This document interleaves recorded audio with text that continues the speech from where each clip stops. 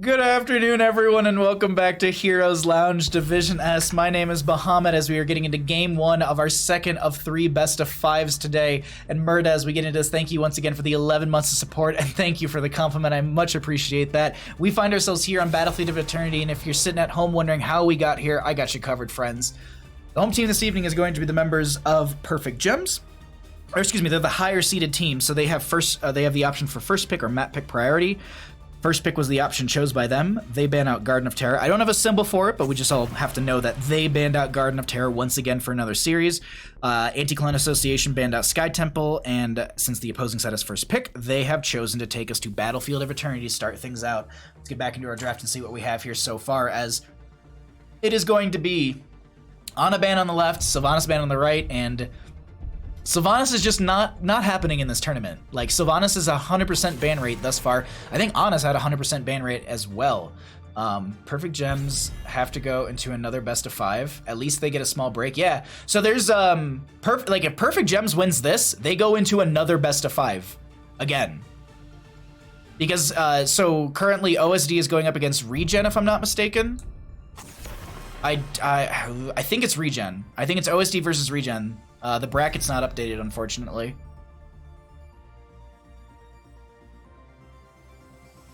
Okay, sorry. I'm seeing.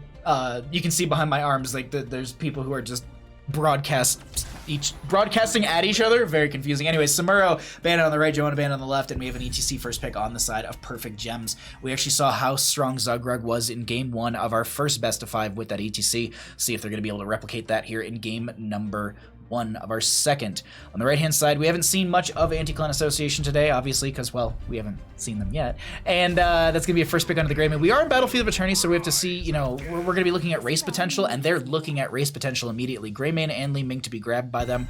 Not a bad duo right there.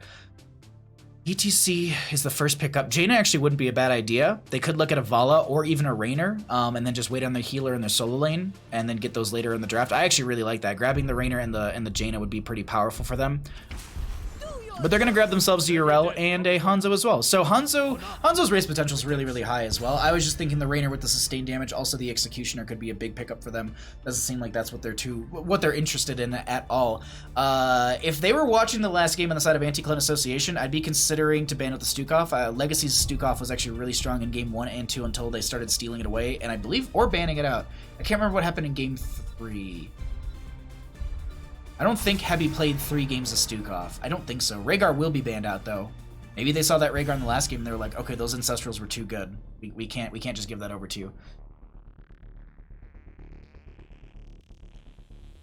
Oh my god. So many pings coming out because of Buttsbot. Weary Day, how you doing, bud? Thank you, KPB, for the multi-twitch. I appreciate that, friend. Muradin to be banned out as well. They don't want to deal with his potential engage and dive and aggression, which, I mean, Muradin's had some good moments here. Dear Lord, the snow is actually really bright outside, so it's like, it's bright from that plus my lights. Woo! I looked up for too long. All right, next 2 picks coming out, though, from the members of Anti-Clan Association. They've got a Greyman, a Li Ming. They need a main tank. A Nubrak actually wouldn't be bad if they wanted to dive in. Web Wrap's a good way to shut someone down, like a healer or a Yrel or a ETC, so you can dive onto the Stukov, or oh my god, onto the Hanzo. So there's a Stukov. That was my next thought. As I was prepping to say, like, Stukov would actually be a great pickup as well. So they're gonna grab a Stukov and a Nubrak together. That's a great duo to pair into the Li Ming as well as the Greymane. Last 2 picks though coming out from the members of Perfect Gems. I'm trying to think here. What do they go into? ETC. They could go into Raynor, actually, go double range, and then pick up like an Anduin. I don't hate that whatsoever. Ooh, a Lunara to be grabbed. Interesting, okay. The Anduin makes a lot of sense for me. There's ways to lock people down. The Divine Star is a good AoE heal. You have the Flash Shield for some extra help right there. Light Bomb is a good setup for ETC. Holy Word Salvation is an option as well, but I think there's way too many ways to knock him out. Wave of Force from Li Ming. Nubrak's got a couple of abilities. Lurking Arm from Stukov. Nothing really from Greymane, but still, it's just, I don't think we see Holy Word Salvation. And a Deathwing to round things out. Anti-Clan Association bringing out the big old thick boy here on Battlefield of Eternity in our second best of 5 of the day. I like it. I like it a lot. How many times did Porky int in game 1? I don't know. Hebby, good to see you in chat, bud. GG's in that last series. You guys are, you're done for the day then, right? Celeb Gaming is done for today. They only have to play tomorrow. Yeah, you guys play tomorrow in match 1. And then potentially in match 3, depending on how your match 1 goes. The limit does not exist. Oh, Chrome, please. Alrighty. I think after the series, I'm gonna have to run to the kitchen for like 5 minutes and just like eat a bunch of snacks because I can already feel myself getting hungry, and it is 4:45 for me. We still have this best of 5 and another afterwards. So I'm gonna need some snacks after this series. That's for sure. Here you go, Bandit. Everyone wants to see your pretty little face. There we go. Of course, the moment I say that, we're gonna get into game. So either way, let's get into game number 1, second best of 5. On the left, we got Perfect Gems. We got Zugrug on the ETC, Unaverted on the Hanzo, Legacy will be on the Anduin, CPX to be on the Lunara, and we have got Valimar on the Yrel. On the right-hand side, we got the members of Anti-Clan Association. Dudabot is going to be on that Deathwing. We're going to be seeing Gotfilth on the Li Ming, My Pelfins on the Nuferhack. We have Kelsier on the Greymane, and Frosty Wind on that Stukov. Let's get into our bottom lane and check out our first engagement and our level 1s as well. Bananas and nuts. I do have bananas and nuts. That was actually what I was gonna go into the kitchen and eat before we started stream. Like when we took a break during D&D, I had a Nature Valley bar and a thing of applesauce, so to give me some sugar and stuff like that. So snacks is not like I'll still feel like nauseous and really hungry after eating snacks, but at least it's something in my body. And then I get pizza later. Like it's Pi Day. You gotta get a pizza on Pi Day, right? You gotta get a pizza. Also, just to note, as far as I know, we're done. Okay, good, Heb. All right, good to know, Hebby.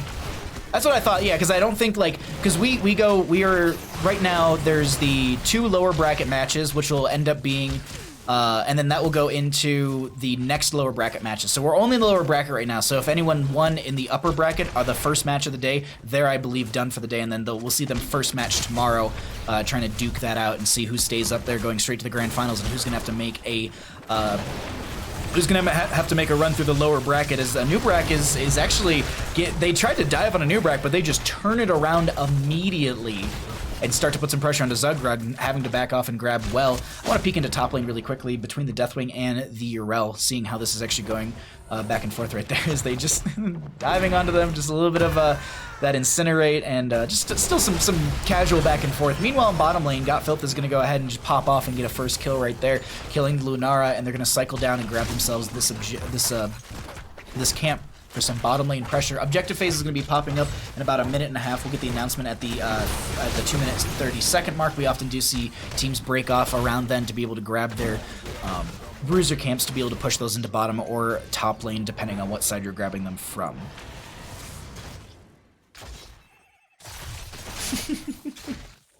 The keg W's that come out immediately after someone dies are just... I kind of love them. I feel like it's a little toxic on my end, but it's always like, just the keg W. I just love the icon itself. Anyways, Lunar will scout out with the Wisp over here. You can actually see that this is their vision right now, so they know. I'm surprised they're just letting them see this. Oh, they did go into Sentinel Wisp, which is odd to me, because like here's the thing, Sentinel Wisp has a 200% increase on vision. If you put it over here, you would have seen into this camp, which is weird. Why not just, I don't know. I'm not the professional player. 17 stacks, Pog? Yeah. 17 stacks, 2 minutes and 30 seconds in. That's huge for a Hanzo, because that means that they're finishing out one of their race potential talents almost before the first objective. I don't know about any of you, but that's difficult. I want to here's the thing. This is the Sentinel Wisp vision right now. That's how far it sees out. So yeah, you definitely would have been able to see it on this camp with it. Either way. 5 up on levels, currently 0 to 1 in kills. Deathwing in top lane. Just back and forth. Shaman's still open. Yeah, the Shaman's actually being protected by the Deathwing in a sense right now. Bottom lane, I believe, was already cleared out. We have our objective phase coming through as, oh, Kelsey, you're going to be taking a whole lot of damage. You're going to be slowed right there. Going to be stunned by the objective as well. The Greymane was not able to get out of there, and they end up going down, evening out the kills on the side of Anti-Clan Association, or excuse me, on the side of Perfect Gems by getting the kill onto the Greymane right there. Meanwhile, over here on the left-hand side, Lunara does have Nature's Calling from level 4, so it's going to be 125% increased damage to not... So anything that's not a hero. Anything. Structures, minions, walls, camps objective, anything that isn't a hero is going to be getting increased damage thrown onto it from the Nature's Toxin. Scatter Arrow just finished out. Simple Geometry, excuse me, is finished out right there. Yeah, Nature's Toxin. I thought I said it wrong for some reason. 6 up on both sides, 7 talents here, not too far off. You're all going to be diving in, trying to find an angle here. Speaking of angles, Deathwing going to be getting the Cataclysm across the enemy team. Gonna dive in with the Onslaught as well. Looking at Valimar, a lot of damage onto Legacy as these stray Arcane Orbs are coming out from Got Filth. They're looking for a reset. Going to be throwing a whole lot of damage into Valimar. But that's objective phase going over to the side of Anti-Clan Association to start out game number 1. First one of the game as well, as we are going to be approaching 7 talents here. A little bit more so in favor for our Perfect Gems. Anti-Clan Association on the defense here. Sorry, I think I said that backwards. Sorry, my brain. when we go from one team to another, my brain's just like still trying to, like, I think I said it wrong. Yeah, Perfect Gems grabs the first objective, Anti-Clan Association with the defense here. My brain is, I still, like, in my head, I still have Perfect Gems on the right-hand side of the map, so I'm swapping teams' names around, even though, obviously, Zugrug and Legacy, they're all over on that left-hand side. But Deathwing is up in the sky. You're seeing them drop the meteors with the Skyfall as they open up the front gate. Objective still pushing in, and the members of Perfect Gems looking to pressure up here, but that's going to be Anti-Clan Association coming in for the defense power side from the ETC to get away. Unaverted will be targeted, has to use the agility to get over the wall. Now they blink back and get away as they need to clear this out. They save their fort. Well, they save it for now. They do have a decent wave here as well, and there's a whole lot of damage going out. I thought I saw a Chastise connect, but I don't think they actually got a Chastise out. Might have been a Divine Star. A minute or so on the camp on the right-hand side, about the same thing on the left-hand side, and just about all the other camps are up and available as we still have a little bit of brawl happening down here in our bottom lane. My pal Vince, Scatter Arrow. Yeah, those corridors are not the best place for someone who, well, if you're getting chased by Hanzo in general, because just the ability for it to just bounce around like that is really going to blow people up. Isn't solo lane Deathwing pretty bad? Should be 4-man? I mean, they have... I mean, I wouldn't put the Anub'arak there. The Deathwing was the last pick, and I didn't see it coming. I didn't think that they would be going for it here on this map, but there is potential for it. We'll see how it works out. Indy Urel could be a little difficult. I don't remember. I think Malthael was still up and available. They could have actually Malthael'd, I think, instead of Deathwing. We'll have to see here. We'll have to see. I mean, it's game 1 in a best of 5 series, so if you're going to try anything, this is the game to try it in, as they're looking to get a whole lot of damage onto Valimar, who does speed up and run right out of there. Meanwhile, in bottom lane, the fort did go down, and they are going to be pressuring out this lane. Objective phase coming through fairly soon, as Deathwing and Greymane, actually Greymane hearthing back for mana, and to help out the friendly team in the defense through bottom lane. But 10 talents here, not too far off on either side. Going to be able to grab it. Off lane, Deathwing is good. Urel kind of beats him up, though. That's what I'm saying. Like, I don't think, Deathwing's not going to be able to, like, force Urel out of the way. And, like, Deathwing will be able to be fine in the lane, but it's not like they're going to win it. And I don't think that's their game plan. I think they want the big, scary dragon for the objective for the fight. That's the big thing is just the fight potential Deathwing can bring, and I think that's what they're looking out for most. When it comes to heroics, it's pretty much the standards across the board. Nothing really out of the ordinary, at least thus far. They're trying to burn through this objective phase as quickly as possible. Got Phil throwing a couple magic missiles here and there. Valimar actually finding a flank into the enemy team. They're going to be a little split, as that is the Anub'arak diving in. We do have Burn Beneath My Shadow, which is the upgrade and gives you the reset on Cataclysm. There is Wave of Force for the Li Ming as well. Web Wrap comes out into the Anduin as the enemy team is trying to run away. That Scatter Arrow trying to get them out of there as quickly as possible. Legacy, Light Bomb was just thrown onto themselves as they just get buried into the ground. Unaverted is getting very low as they're trying to chase further in. Hanzo, I think, ripped an arrow. That actually just stunned Kelsier, who got the Gilnean Cocktail or something, got that last little bit of damage. And now they're going to turn around and try and race into this. Deathwing is going to be zoning away the enemy team. We currently have Lunara clearing out the camp in the top lane, but bottom lane does have the Shaman camp coming in through here and does have a whole lot of pressure coming in on top of that. Nintori, thank you for the tier 1 subscription. I really appreciate that, friend. Glad you're enjoying the content. The invade comes back out as Kelsier's going to throw out a curse bullet. It just missed. I think it went narrowly between Zagrug and Valimar as they're going to dive back in. Massive shift coming out from Frosty Wind. Looks like they're going to be able to grab themselves the second objective of this game. Cataclysm coming out from the Deathwing as they're looking to try and engage further onto this. They're going to split the enemy team. Zagrug looking to chase in. CPX very low. Ends up turning around. The Deathwing turns around and gets the kill, but I think they end up going down. Unaverted gets over the wall with the agility, puts an arrow to the face. And now, objective coming in through the bottom lane. Camp was managed, but it does get the front gate right there.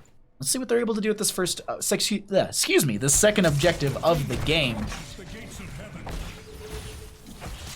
Sonic Arrow just to see if anyone's coming around from that far side for a flank. They want to make sure that no one's going to be sitting up here as they are going to be aggressing towards them. But it looks like Li Ming is just going to be showing in top lane. I do believe we have vision set up for the blue team already.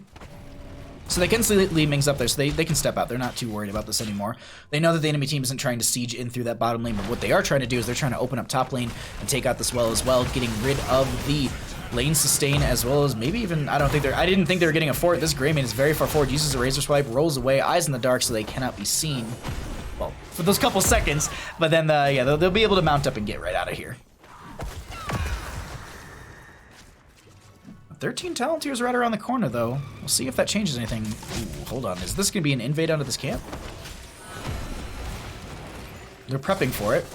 They actually leash the camp. They're going to re-engage onto this fight. Valimar trying to push some people back in the backline as that's going to be Deathwing landing on top of Legacy. Throws a Chastise out. You can't really lock down the big, thick boy. And we just end up walking away from that one. Just to disengage. No one really going for it.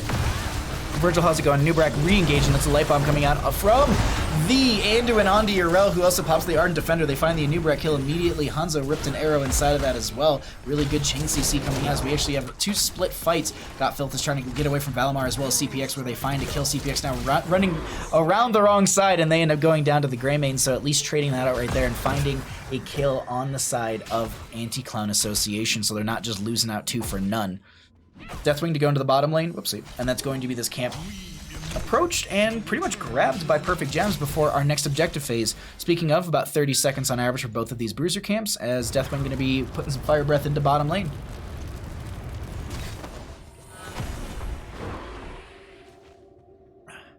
All right. Excuse me, I have to chug water. It's as we're progressing throughout the day, it's just we need more and more water here. Objective phase about to be here.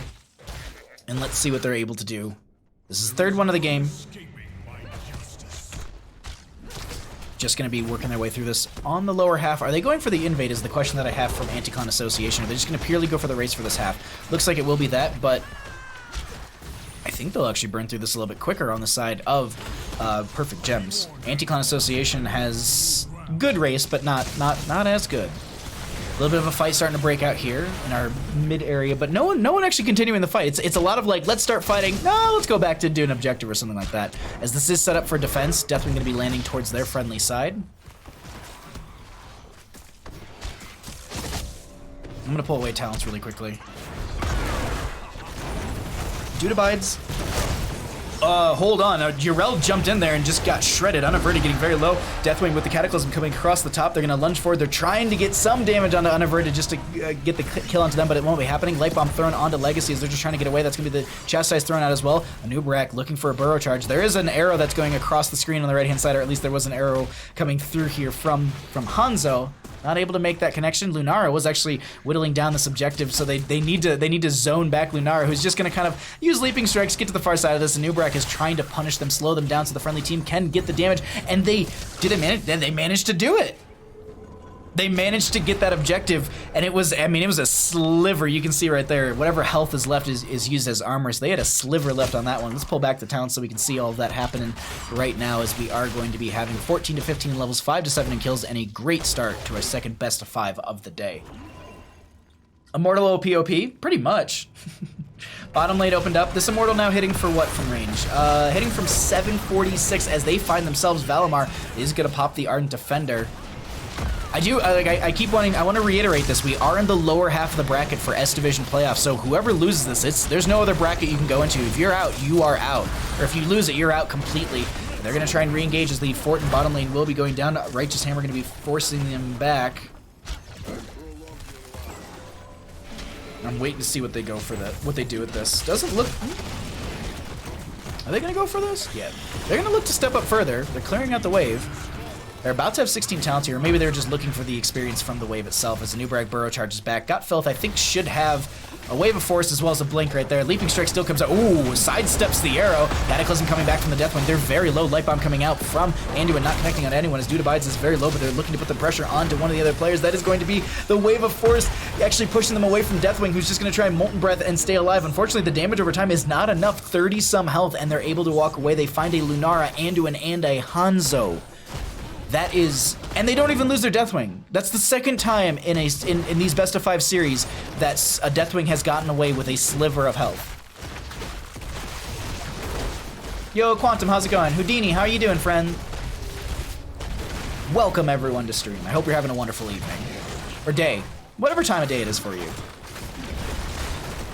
Magic Mist is going out. A little bit of pressure onto the keep in bottom lane, and the members of Anti-Clan Association, I don't think they can end here. Like, staggering on a death on Zugrug or Valimar would be huge, but I think, yeah, they get the keep, they back off, they put more pressure into the lanes. Opening up top lane would be big for them as well. They do have this Shaman camp up and available, and they also have 16 talents here. For now, the enemy team is not too far off. They need a minion or two for that one. ETC looking to come down here and maybe just find a potential camp, or maybe an invade into a camp. I don't know what the game plan was for that one. I think they're just playing this from the far side. It's maybe just not showing in lane either. Sentinel Wisp going to be sent out right there. Deathwing clearing it out. I was just about to be like, all right, let's look at the vision really quickly. I think they know that they're on this camp. They might try and invade. Sonic Arrow comes out. We're gonna keep the vision like this for a couple seconds just to see if they go for the invade and what it would look like blind, but they don't. And this will be objective phase coming out. Got Phil throwing a little bit of damage in right there. Oopsie.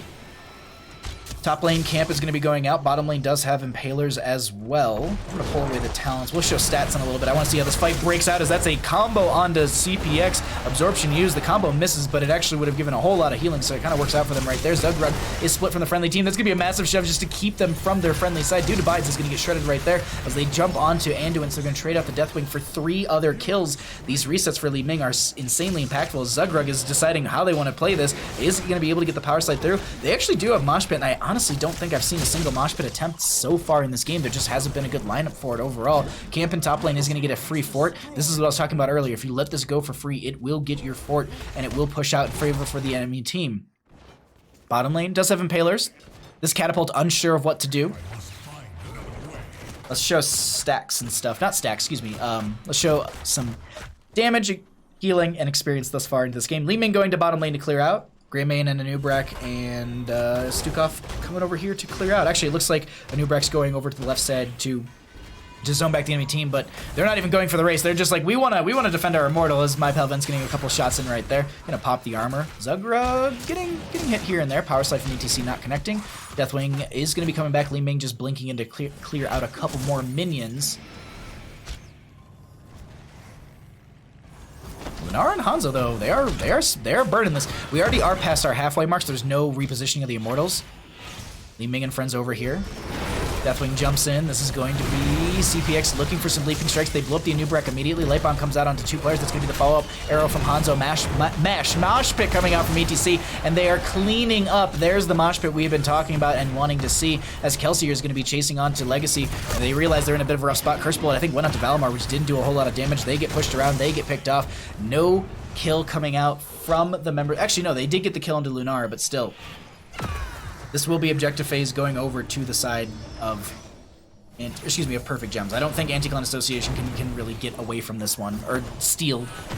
I was looking at Deathwing when I was saying that, but I don't think they can. I don't think they can really steal this. Stukov isn't really the best racer, and Hanzo's already on that left-hand side. Massive shove comes out. One player's going for a bit of a ride right there, as Frostwind is now in it. Frosty Wind's in a bit of a rough spot. This Deathwing is just trying to make their way back, and they managed to do so. Stukov is just helping. I cannot believe it. That's the 3rd time Deathwing is able to get away with a sliver of health. Their total health right now is, that's, just take out the zeros. Nice. 6,009.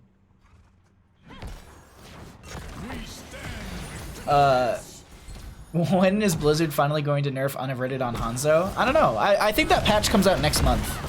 I want to say I think that patch is coming out next month. Mash Pit, yeah. Did you see what you did to my screen? 3P disappeared. Alrighty, we are back on talents. 20 talents here, not too far off, and this is an immortal phase that's going to be pushing on in through the top lane. Deathwing to be landing in front of the keep front gate. Hanzo getting some vision out as well. Frosty carry, yeah. Frosty just Stukov rolls up his sleeve and just says, "I got this." Literally, like, save them right there with that massive shove, as well as just the slows and the lurking arm. Not staggering out a Deathwing death is huge for them. One, it didn't push the enemy team into 20, and two, they don't have to sit there and wait on a death timer. They can continue to defend against this Immortal. And they're going to be losing their keep front gate in a 4, but that's going to be about it. Not a bad trade in favor for the members of Anti-Clan Association. 20 talents here. We actually have the upgrade on the Burn Beneath My Shadow. Enemies are slowed by 40% while standing in the Scorch Ground, and its duration is increased by 50%, so just overall buffing that out, but also adding to the slow a little bit more. Stukov is actually going to be going into the top off. I think this is pretty much standard across the board. 20 talents here just now coming through on the side of Perfect Gems. Seraphim, Intensifying Toxin, Bullseye for the Hanzo. ETC, I'm assuming, is going to hold for Deathmosh, and Anduin, I don't know, like maybe Varian's Legacy? What is it or nerf? Dragon Arrow accuracy can't go below 0%. Dang, Lazy Hydra. Dang. Savage. The savagery. The savagery. They're going to clear out bottom lane, and we're going to be seeing a objective phase fairly soon. Same thing is going to be happening in top lane. So just putting some pressure on the map for both teams to kind of assess and deal with.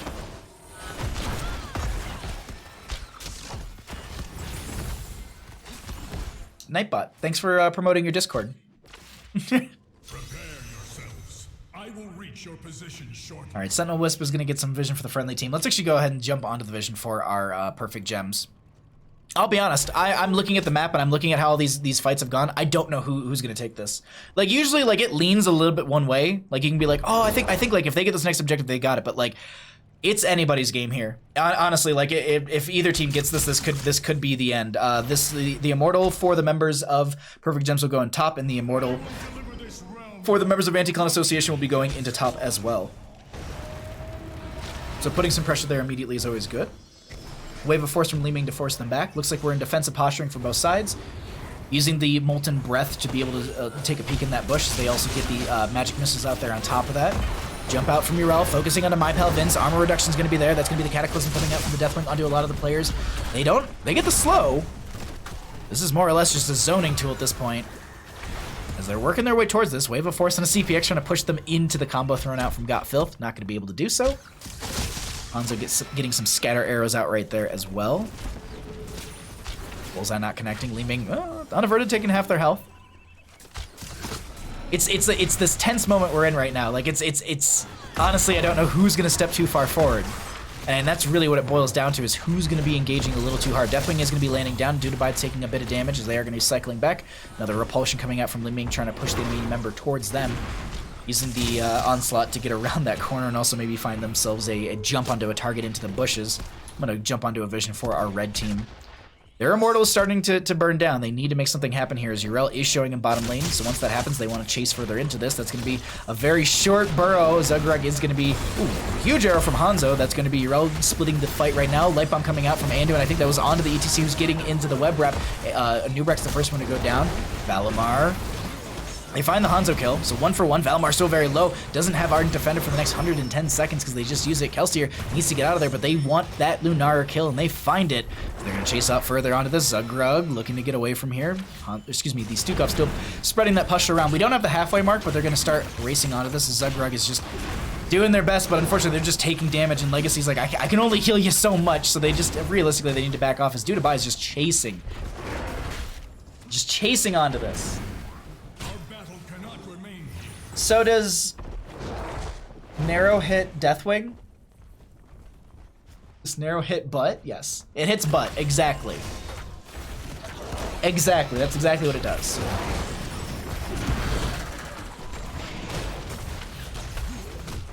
Alrighty. Objective phase will be going over to the side of Anti-Clan Association. This will be going top, as I said before. They actually have a good wave pushed up in the top lane that's already taking out the front wall of this keep front gate. ETC trying to push it towards the two towers, mostly trying to get, or well, I guess just the one tower that's left. Just trying to get the one tower to actually hit the minions, so it speeds things up for them a little bit. Sidewall to be taken out by the Deathwing, and the team coming in through this top lane. This could be end of game 1 here, or Perfect Gems. I mean, if they can get a team wipe, they could rush through bottom lane and take game themselves. It's as I keep saying, it's anybody's game here. Butt is dummy thick, so he gets gets hit by even an NA arrow. Who's winning? The teams. Cataclysm coming in from the Deathwing. Gonna be just landing right in front of the objective. Hanzo does go down right there. Power sight from the ETC. Zugro gonna be getting hit with the wave of the force as well as the combo. Deathwing lunges forward with that onslaught, looking to take the keep in this top lane. Immortal still fairly healthy. This Immortal, we're 23 minutes into the game when it spawned. It hits for 1,086 in auto. Another Cataclysm from the Deathwing to get the reset. Well, they got the reset from the Burn Beneath My Shadow. There was a mosh pit that I do believe came out. No, there actually wasn't. ETC is actually going into Blink at level 20, but they tried to blink out of that one right there, end up going down. Ardent Defender was used by Valimar trying to make their way back into Hellstorm's Legacy. Is getting chased here by Gotfilth, who's dipping and diving and dodging all the damage from them, but they end up taking a bit of a ride across the screen, and that is going to be game 1 going over to the side of Anti-Clan Association. GG. Well played.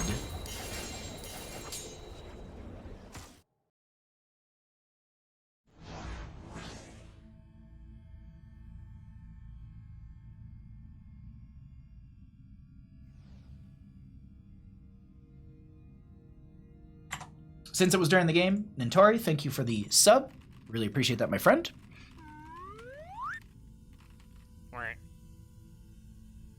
I will follow you. Oh, that's not what I wanted. World. Subscribed. Thank you so much, my friend. I appreciate that. Okay, that's all set. This is all set.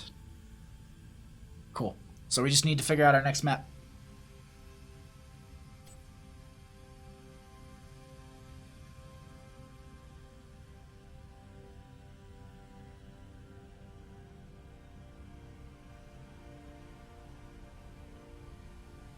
Alrighty. Let's show stats once more as we're waiting.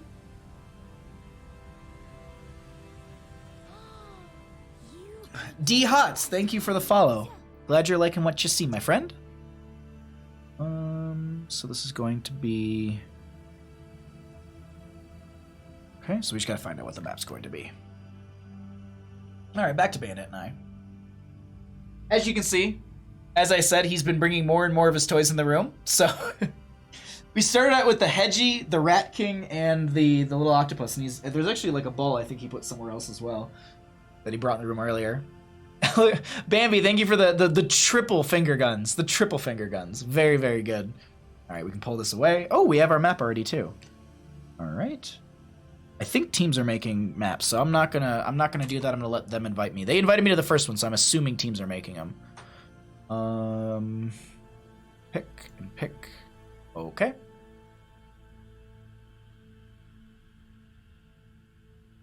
Bandit's building a fort. He is. He is. You like the shirt? Thank you. It was a very fun time. It was a very fun event. Okay.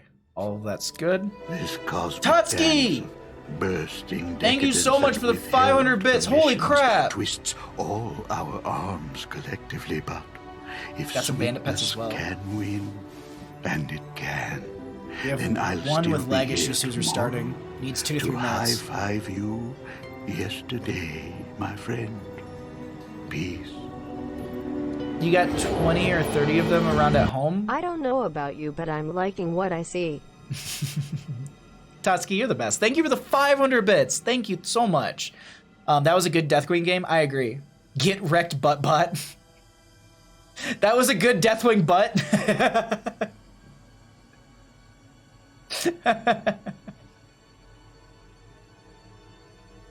Is a what? Wait, what? Not insane?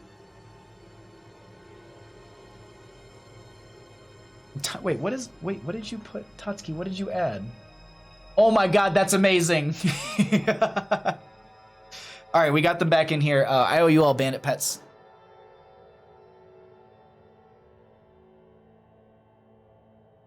He does not care. He's just like, I'm tired. Just want to sleep. Oh, wait. It may be there.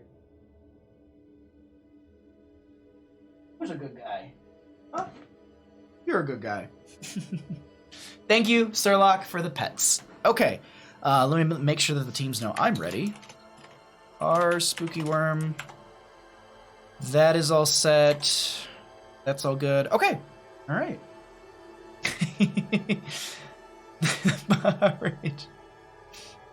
Is the ribbon a new thing, or was that added in beforehand? Bro, how's it going, friend? Good to see you. Trying to figure out the division game? Ooh, how are you liking that?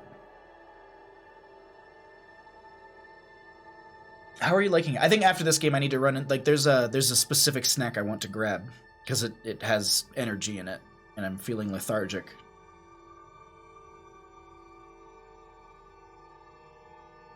How did we get here?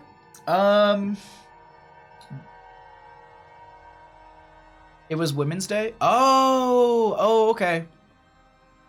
For the 4th event, I think. Okay, got you. Because I didn't see, I haven't seen him or anything like that. All right, we're getting some readies here. Not insane. Wait, hold on. What is that? That is a new one. I have not seen that one. Oh my God, Bambi. That is so perfect.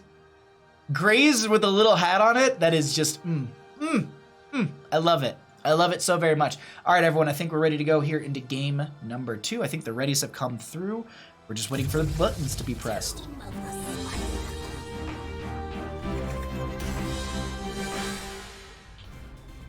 Good afternoon, ladies and gentlemen. Welcome back to Heroes of the Storm Division S Playoffs. Day number 2. My name is Bahamut, and we find ourselves here on Tomb of the Spider Queen with Perfect Gems down 1 in our Best of 5 series. An Anti-Clan Association trying to go up to, let's see how we got to Tomb of Spider Queen.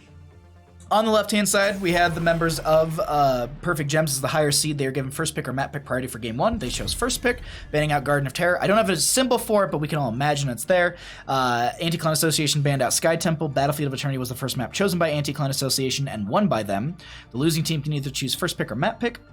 Perfect Gems opted for first pick priority, so game number 2 is going to be the map choice of Anti-Clan Association, taking us to Tomb of the Spider Queen. Let's get back into our draft and check out what we have going on right now. Good afternoon! Yes, exactly. Just the triple guns. That's all you need, is just triple guns. I was just like, I want people to mess with this so much that like I just made everything as cheap as possible. I think like the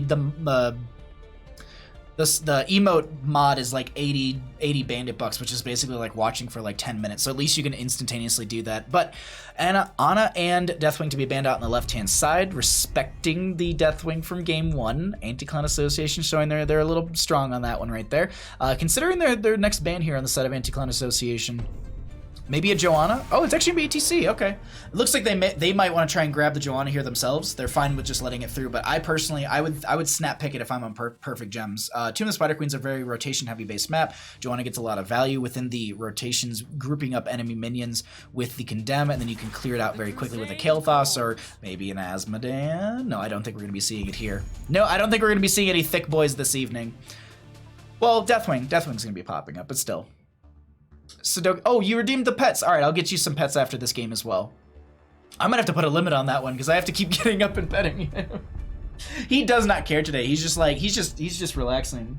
It's a snowstorm day, so it's like super windy too, so it freaks him out.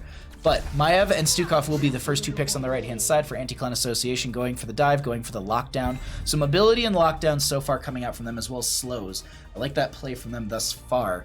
Next 2 picks, though, coming out. Oh, double from Quantum. All right. Stuffing the dog? What? What?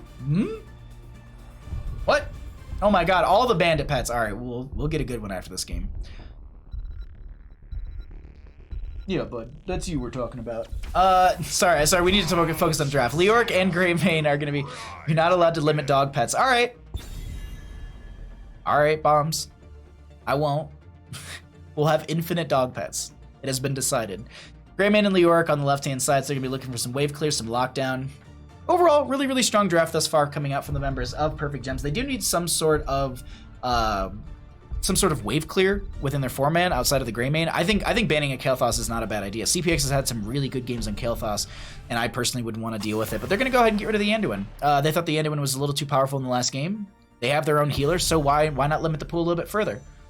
Super early showing no cleanse supports is interesting. Super early showing, no cleanse. Oh, yeah, I see what you mean. I guess they just feel like they don't need the cleanse. Mephisto to actually be banned out. Mephisto has been played on Tomb of the Spider Queen a bit more lately, so I'm not offended. I'm not like opposed to that ban whatsoever. Maiev Stukov, what are we going to be getting here with that? We could be looking for someone to dive. A Nubrek's not a bad idea once again. Web Wrap is a good shutdown tool. I don't hate that to dive in with the Maiev as well. Diablo's not a bad idea either, but they're gonna go for Mal'Ganis. Can step up. Malthael's gonna be coming in here as well. They do have the shield glare from Johanna, so they can at least limit some of the auto attacks coming in from Mal'Ganis, Malthael, maybe even Maiev. I don't think we get it, but we could get a Lili here. Lili's a possibility if they really wanted to go into more blinds for their support as well, but it just feels like I'm not the biggest fan of that idea. Something like a Decker Kane would be a little bit stronger in my opinion. Yeah, Decker Kane is something that I'd go for. Actually, Lucio's really, really strong here. There's the Kael'thas, as I was talking about beforehand, to ban out, but they're going to be grabbing it on the side of Perfect Gems. Maiev, Stukov, Malthael, Mal'Ganis. They're going to need a little bit more wave clear, I think, on the side of Anti-Clan Association. Jaina is not a bad idea. Gul'dan's a good option as well if they want to go for some more damage over time. Gives them also a boss control tool with the Horrify, or just a team fight control tool as well. I lean a little bit more into the Gul'dan, but I do think Jaina can be just as powerful on top of that. But they're actually going to go in for a Raynor here. More sustained damage. They might be going into Exterminator for some wave clear potential, just to be able to burn through that a lot quicker, and then also into the objective phase on top of that. Anduin Light Bomb combo with Leo is actually really good. Wraithwalk, that's a really good point too.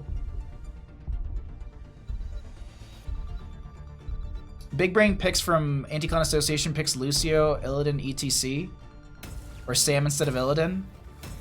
Not a bad ban. Yeah, no, I think we have a really good draft here. I think both these teams put something really good together. All right, while we load in. All the Mega Pets. All the Mega Pets. Who's a big boy, huh? Who's my guy? There we go.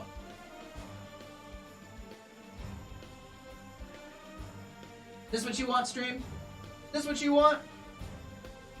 Here you go. This is my draft breakdown for all of you. Welcome to Bahamut Gaming. Where this is the draft breakdown while we load into game. This is why Calder doesn't cast a NA at the same time as me. He can't deal with Bandit. All right, let's get into game number 2 of our second of 3 best of 3s. On the left-hand side, we got the members of Perfect Gems down, trying to get a mark on the board. We've got CPX on the Kael'thas. We got Legacy on the Lucio. Zugreg's going to be on that Johanna. We've got Unaverted on the Greymane and Valimar on the Leoric. On the right-hand side, we got the members of Anti-Clan Association. Dude Abides is going to be on the Malthael. Frosty Wind will be on the Stukov. Kelsier is going to be on the Maiev. Gotfilth will be on the Raynor. And we have my Pelvins on that Mal'Ganis. Sleepy Dog, he is TOS for feet. Where's Tilted Sister when the feet actually show up on stream? That's a really good Umbral Bind to pull them in right there.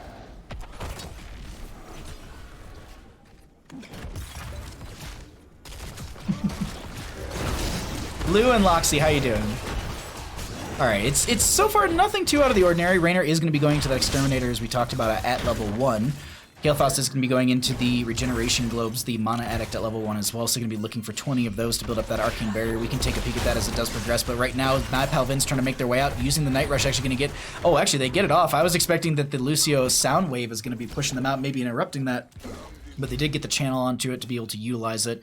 I didn't think I set up player icons. Actually, Umbra Bind going to be pulling back CPX, going to try and get some Fan and Ive resets out as well, but... Nice use of the Vault of the Warden from Kelsier to be able to get away, gonna mount up and just walk back, maybe tap well, and we get back into our rotations between top and mid. The big thing here is, as I said, rotations between top and mid. Bottom lane's gonna be a bit of a back and forth. This Malthael into Leoric is gonna be, this will be an interesting matchup, because Leoric has good self-sustain, so does Malthael. They both have really good wave clear. Neil Peasants is a great option if they want to just have faster wave clear into the enemy team, or they can go for some slowing talents as well. There's level 4 for Leoric, I think, has actually got a lot of good talent diversity overall. But right now, camp and mid to be grabbed on the right-hand side. Same thing on the left, Legacy. Just a touch too early leaving that point. Malthael to sneak down here and grab these Siege Giants while Maiev is still soaking the experience. That's a really good swap out and rotation. I don't know if they've caught that Malthael's on that camp, or maybe they just assume. Gonna go ahead and use the Vault of the Warden right there to dodge the Drain Hope from said Leoric. I'm so forgettable. The stream keeps saying hello to me even though I've been here for 6 games. No, it's just a habit. Like, I'll see people and I'll just say hello to them.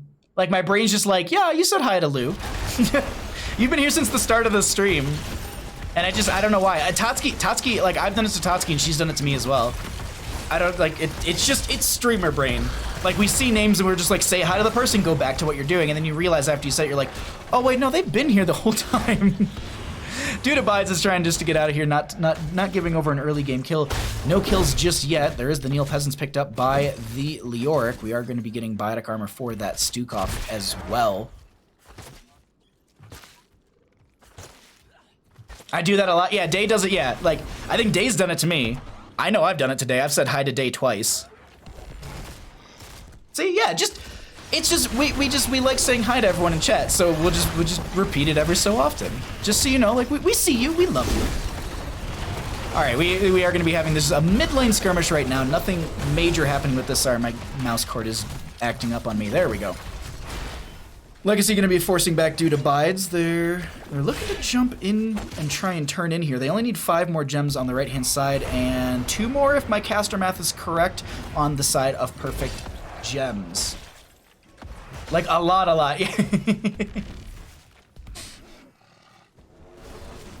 Okay. 7 Talontier approaching. Darking Arm from the Stukov. Hold on, Night Rush coming out as well. My Palven's looking for a setup. CPX is going to be the target as they are going to be chasing them away from the friendly team. Fell Claws. 1 more auto. Oh, the Necrotic Embrace doesn't get the kill. They walk away with 90-some health. First blood over to no one thus far, but turn-in availability is here for both teams. See here as we are we continued soaking, looking for 7. Leoric and Greymane were trying to get a jump onto Dude Abides in bottom lane, not able to do so as Lucio is just getting some vision and being a nuisance just wall riding around. It's a bit of a, I wouldn't say slow start, but these teams are just, it's like there's some back and forth poking, but not like all in engagements thus far. It's just been kind of just stopping the turn in potential and then maybe just getting away. But MyPal with a nice Night Rush coming out. Dude Abide's gonna be trying to rotate in. Umbra coming in. This is the big fight that they've been looking for, as that is going to be Greymane. The first one to go down. They're gonna find a Leoric on top of that as well. Joanna rotating in, popping the Iron Skin, making sure they're picking up some of the missing gems, but they are gonna be losing their Lucio on top of that. They will zone away a few gems. They still have turn availability. There's gonna be no Iron Skin as, oh, the Lurking Arm in front of the gate. They're trying to get away from here, and Zugrug does go down. CPX, can they get these gems? MyPal is taking too much damage from the 2 towers, and I think they got 10 out of the 15 that was dropped, or they got, yeah, I think it was 10 out of the 15. Nice Wraith Walk from Leoric just to get away from the Umbral Bind, but that will be first objective phase going over to the start of Anti-Clan Association. Perfect, a patient start is a good way to say that, yes. KPB, Rehigh, hello. Yeah, like KPB said something at the start of stream, and if they actually said something right there, I would have probably looked over and been like, oh, KBB, what's up? And then realized it later. Acelius, how are you doing? As well as that's going to be Acelius, how are you doing? Oh, wow, Subdue finished out right there as well. I was actually about to say, like, Joanna's, like, stacked up on top of 4 heroes. They could actually get that Subdue finished out. They managed to do so exactly then, as the Red Web Weavers will be descending, or Orange, however you want to look at them. 10 talent here, not too far off. As always, let's go ahead and just cycle through our numbers, get an idea of what those look like. As the members of Anti-Clan Association, not here to fool around, going to be trying to open up this lane a little bit further, maybe even get themselves a fort. Webweaver mid lane, still around half its health. Bottom lane is a little bit healthier than that. Umbra Bind pulling the 1, there's gonna be the Hyperion coming out. Legacy gonna be trying to amp it up, also has that reverse amp from level 4, that's why you're seeing that little kind of AoE circle around them. That's the reverse amp value coming in, as the 10 talent tier and the Hyperion gonna be ending. Well, I guess just the Siege and the Hyperion ending. There we go. 2 different thoughts at once. But they're gonna they could rotate down here. The bottom lane does have about a quarter of its health left. Dude Abide's in a bit of a rough spot. They do have last rights. Did it go out on? I thought I heard it go out for a second, but no. No one was low enough for them to trigger it, so they're going to be pushing up the lanes. They don't get themselves anything beyond just the the fort front gates, but here's the thing. I was going to say 1 gem. They are no gems away from a second turn, and they could go for back-to-back turn-ins here, or the members of Perfect Gems could sneak in a turn themselves. They only need another 18 gems. By the way, I had an answer to text, so I didn't hear Zug or Frosty or Seven today. Yeah, when it comes to who's on what team permanently, I am the worst person to ask. If you go to Heroes Lounge website, you go to the Division S and you go to the regular season for Season 2, there should be a little area where it breaks down, where you have the current standings and all the teams, and you can click on the team and then look and see who's the main roster. Well, no, because I think they're listed they're not listed as subs or anything like that. Either way, sorry, I split myself between so many leagues and so many different events that I'm just like, I don't know exactly who's on what team always. Huge Umbral Bind coming in, as well as a Warden's Cage. They're going to try and get some damage into them, as well as using the Vault of the Night Rush from My Pal Vince. Carrion Swarm going to be coming out as they do pop that Entomb. So there is that Carrion Swarm's going to buy them some time, but can My Pal Vince get away? That's going to be Maiev going down. They find themselves a counter kill, or actually double kill, onto the Mal'Ganis as well as the Maiev, and they push further in onto mid lane. Members of Perfect Gems bringing the pressure in game number 2 here on Tomb of the Spider Queen, as they're going to open up these lanes a little bit further and actually siege in through top lane, opening this up.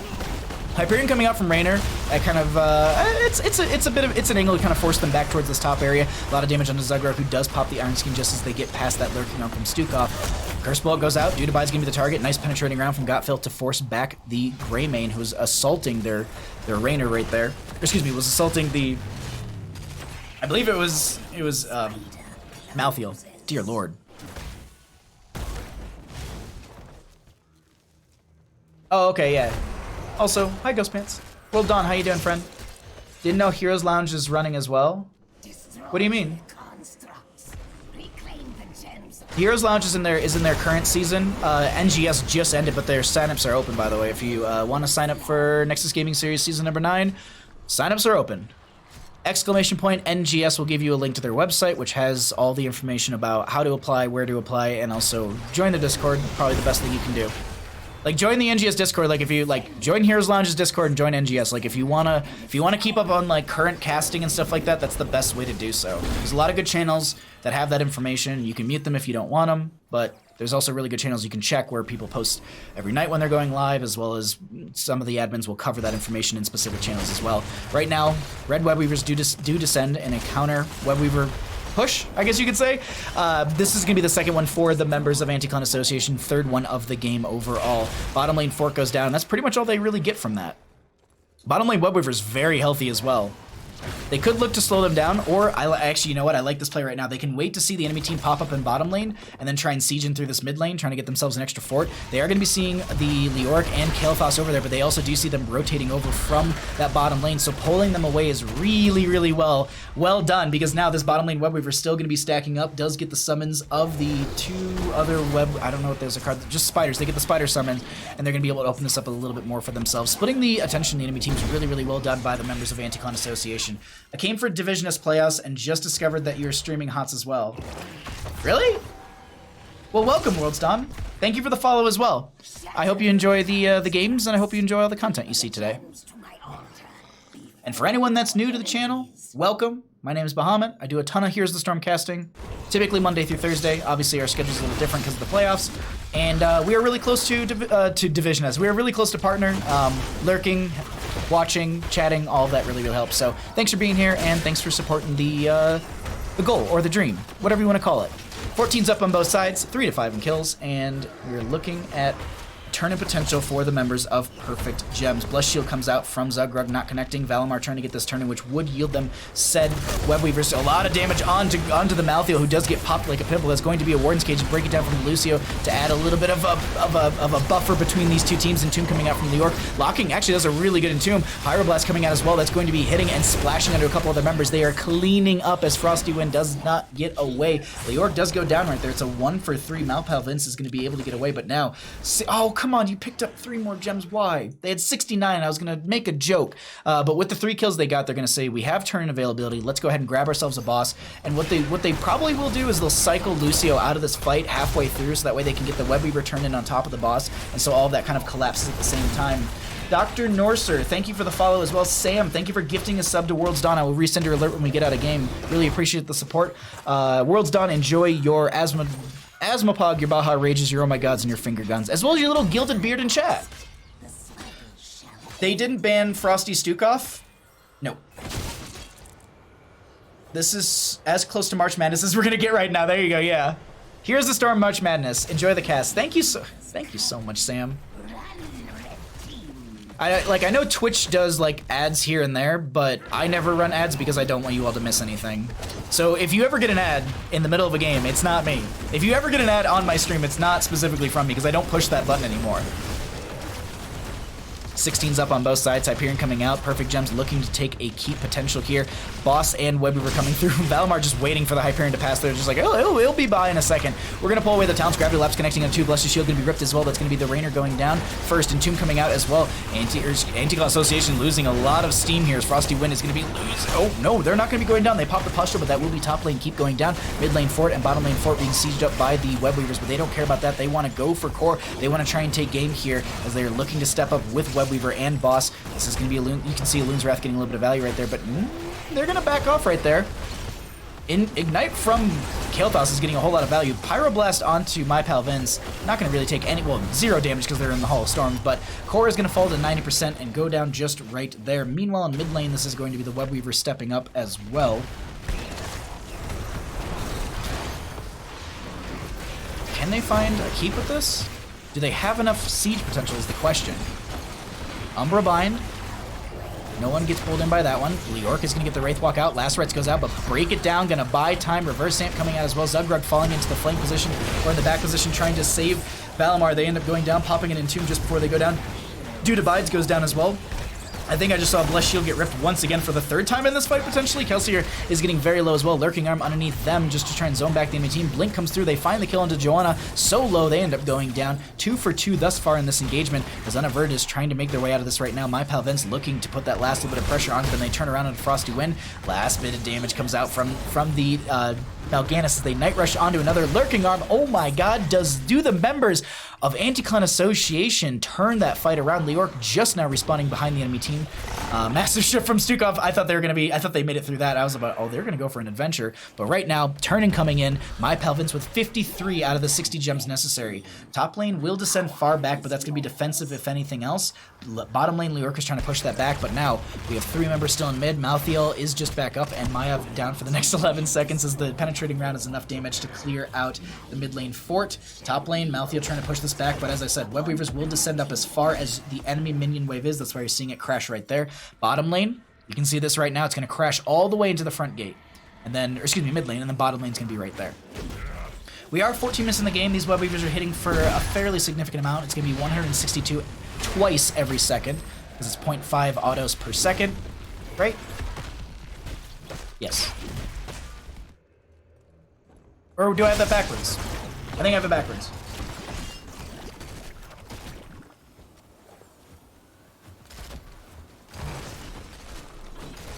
I'm missing a lot of chat. I apologize. Rock, how you doing, friend? Trainwreck, how you doing as well? Welcome, everybody. Welcome. Top lane is being besieged. Web Weaver coming through. And thank you, Sam. Thank you. Thank you for talking about that. Whew. I gotta catch my breath. Web Weavers fall. Turn availability is going to be here for the members of Perfect Gems. I'm looking to see it. What time is our boss? 1 minute and 3 seconds on the boss right now. 47 gems in their pockets. They could at least turn a couple of these just so they have them available and they're not running around. Who's actually carrying the most? We're gonna pull up stats in just a second. Stats and talents, because I don't think we've seen 16s. I think I pulled them away during the last engagement. 45 gems currently on this Lucio. That is a significant portion of this turn-in right now. All right, as I promised, let's look at some of the other numbers, and then we'll be able to see 20s as they do come in for both sides. But I just at least want to be able to show some of the damage experience. Nice healing from Lucio right now, 69,000. Might change by the time we actually see that. Brandflakes, thank you for the resubscription. Thank you for the 6 months of support with your Twitch Prime. A resend your alert when we get out of game, as this is going to be blue web weavers descending in favor for the members of Perfect Gems. These web weavers could be game ending. We'll see how the defense comes out from the members of Anti-Clan Association, but right now, Anti-Clan Association doesn't want to go to a game, 2 where they want to win it in 3. I don't think that's going to be the case here. Perfect Gems, they want to stay in this tournament. Because as I said beforehand, we are in the bottom of the bracket right now. If a team loses a best of 5 series down here, they are out, they are done, and that is their season 2 of Division S for North America done. But we can't call that just yet because we have, well, potentially 4 games total left. To be able to decide who's going to be winning this one. So let's see what happens here. Blessed Shield going to be ripped right there from the Johanna. They're going to be having the Umbral Bind, pulling them back into the Warden's Cage. A lot of members break it down to be used by the Lucio. Lurking Arm coming out a little bit late. Pyroblast on a Kelsier, who's trying to make it back to the Hall of Storms. I don't know. Are they going to be able to make it? Yeah, they actually do make it back to the Hall of Storms, so they will not be going down. That just splits them from the team fight. Zugrug so very low, pops the Iron Skin. We'll have to see in a second if they actually do have the Indestructibles. Oh, Leorc tries to use the Ominous Wraith to get the reduction on the damage. Got Filth is zoning back some gems onto the enemy team. Webweavers are going to be on core in top lane. That will be cleared out. They still only have 10% reduced on their core, or just taken away due to Bides. Considering to Hearth, and they're like, wait a minute, that's a bad spot. Or they're just trying to bait CPX to step forward and throw some damage onto them so they can capitalize onto a kill. Maybe that's the case. Who knows? Bottom lane Webweaver did get the fort down there, and they will be pushing up, but that should be the lane clearing all that out. They actually do have Raynor coming down here to just burn that down a little bit quicker, and this will be 20 talent here on both sides. Radiating Faith was picked up by the Johanna at level 20, meaning they're going to have more bounces off that Blessed Shield as I thought I saw it right there, but no. Hyperion coming out, that's going to be Gravity Lapse onto MyPal They don't want to spread the bomb. This corridor is a really bad spot to fight into a Kael'thas. That's an Entomb with the Buried Alive. That's why you're seeing a Silence onto the Stukov, just trying to make their way out. Wraithwalk from Leorc. There's that damage reduction as we were talking about beforehand. Kelsier doesn't have a Warden's Cage for the next 20 seconds, but they're still going to be pulling them around, trying to get Fan of Knives resets over and over. Lacerates onto Zugrug is not going to get the kill. Still very low, forcing them back. They're chasing into this. This is going to be Frosty Wind getting picked off by Valimar. Meanwhile, below us, that is going to be Johanna going down. This is a bit of a split fight as we are going to be seeing Malthael picked off below. Leorc was killed at the top, and Malthael actually buys back in, and they will respawn. So now here's the thing. Malthael, and I was actually watching Liam do this, and I think this is an insanely well. It's a really strong tool if done well. There we go. That's the wording I'm looking for. MyPal walks into an assault, has to pop the Carrion Swarm, needs to heal off of it, so turns back into the enemy team, break it down to be used by the Lucio. As now I think they're looking for a Night Rush that's going to be, they're going to connect onto CPX, and they find the kill onto them. They do have Webweavers, 69 nice gems sitting in their pockets as Legacy will be going down, trying to turn around and get away from the friendly team so that way they can split the disengage, I guess you can say. So one can get away and one's going to definitely die. Now, we're seeing the members of Anti-Clan Association go for exactly what Perfect Gems did to them. They're going for Boss plus Webweavers. And I want to point out that we have 39 gems currently sitting on the Raynor. I believe it's just Raynor, Mal'Ganis, and Maiev need to turn in. Malthael doesn't really need to worry too much about that. Wraithwalk coming out from Leorc. Hyperion is going to be coming out as well. They have a Night Rush on Unaverted that's going to be an Entomb. Oh my god, they're going to be cleaning up right now. MyPal is so very low. I think they tried to pop the carrot. No, it's at 48 seconds onto that one right there. Greymane ends up going down to the Lacerates from the Malthael. Cleanse onto themselves. So here's the thing that I want to talk about beforehand. It's got a cooldown of 180 seconds. As long as you don't die for 180 seconds, so 3 minutes after you use that every single time, you will be absolutely fine because you can just buy back in every single time. You don't get any of the repercussions from that. 86 seconds onto that one. So they need to stay alive for the next minute and a half, roughly. Minute 20. Sam Account, thank you for resubscribing yourself. Thank you for the tier 1 support. Woo! The team fights, ladies and gentlemen. The team fights, 65 gems on Got Filth. 65 gems just on them. They have the entire turn in. I mean, there's other gems here and there, but still, 65, like. Self-cleanse. I think they were worried about Zugrug maybe throwing a Blessed Shield onto them. Fantastic Entomb by Valimar. No, seriously, that was such a good Entomb. Top lane pressure mounting, constant catapults coming through. And now they have to play the awkward game of keep Raynor alive. not really awkward, but it's just like now all the engagements are going to be make sure Raynor doesn't get picked off. Or if he does, we need to make sure that we grab those gems so we don't lose any sort of momentum or we don't lose all those gems for a potential turn-in. Uh-oh. Oh, no. Oh, no. Oh, no, no, no, no, no, no, no, no, no, no, no, no. OBS, please. Spectrum, please. Spectrum, please. Spectrum, please. Sorry, I'm watching... Okay. My output jumped from... I output at 6K. My output jumped to 12,000. I don't know why. I have a CBR, which is variable bitrate. But that just gave me a massive panic attack. Sorry, everybody. Like, this is, honest to God, I've been looking forward to casting these games all week. Like, this has been, like, this has got me through my work week. I got to cast on Tuesday, and Wednesday, and Thursday, but, like, these games, I've just been like, yes! Okay, Red Web Weavers do descend. So this will be Red Web Weavers for the members of Anticon Association, but they are going to descend fairly far back in the lane. This is a mostly defensive Web Weaver phase for the members of Anticon Association. Because Red got invaded, they need better vision control, and Malthael being bot was reckless. Because Red got invaded, they need better vision buttrol, and Malbutt being bot and right. Yeah. They actually do spawn fairly far down the lane, so I was thinking it'd be way further back, but no, we're gonna be seeing them actually get a lot more value. This isn't as defensive as I thought it would be. Caster Curse kicking in a little bit there. Hyperion coming out from the Raynor. They did go into upgrade. Indomitable Resolve. So they're getting cooldown reduction based on giving Pepper, right? If the private, yeah. So as long as you're peppering a hero, you're good. Possibly, but worth doing a rewatch to see. Yeah. Should have only been 5 on boss, post 20 with 2-3 up. Okay. I think it was an advantageous call. I think they saw they had a window of opportunity and they wanted to go for it. Unfortunately, it just backfired. That Leoric Tomb and then Greymane being able to shred into that was just way too much for them. It was way too much for them to deal with.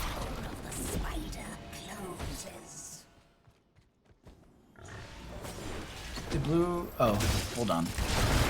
We have a fight breaking out. Web Weaver's end. Neither team is up and close for a turn-in, but that's a Blessed Shield. Curse Bullet.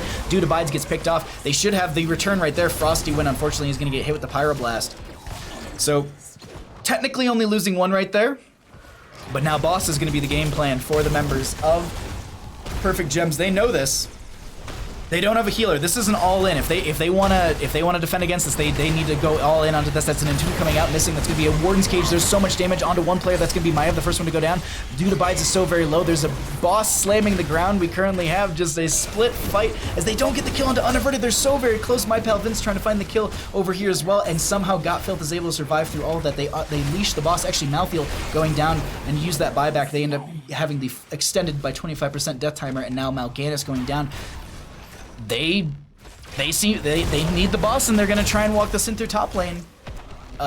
This is gonna be close though.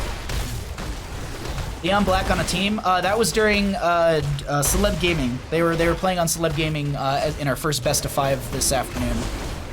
That was the one that started 4 hours ago. Yeah, we've been streaming for roughly 4 hours. Meanwhile, Raynor just doing Raynor things in mid lane. Just like, boys, I've got value for us. Valimar just literally sitting on top of them. Also trying to cheat death a little bit, but right now, Raynor coming back. Hyperion 17 seconds away, or being assailed right now. Maiev is gonna be back here. 15 seconds on Mal'Ganis, 18 seconds on the Malthael. Unaverted immediately diving onto core. Let's actually pull away Talons. Curse Bullet goes out to Kelsier. They spread the pustule from Frosty Wind. Hyperion coming out as well. This boss has, that was a breakdown from Lucio. This boss has 46,000 health, hits for 870. Oops, sorry about that. I didn't think I was on the minimap, but either way, there we go. That will be game number 2 going over to the side of Perfect Gems. GG, well played. Sorry about that, everyone. Perfect Gems. That was really good control and patience by Perfect Gems. I think that's not Leon Black. John Knight, I think that's a very good way to put it. I agree. It was very good patience and it was really good control. Oh boy. You think we go to a game 5 here, ladies and gentlemen? You think we will? Kind of feel like we will.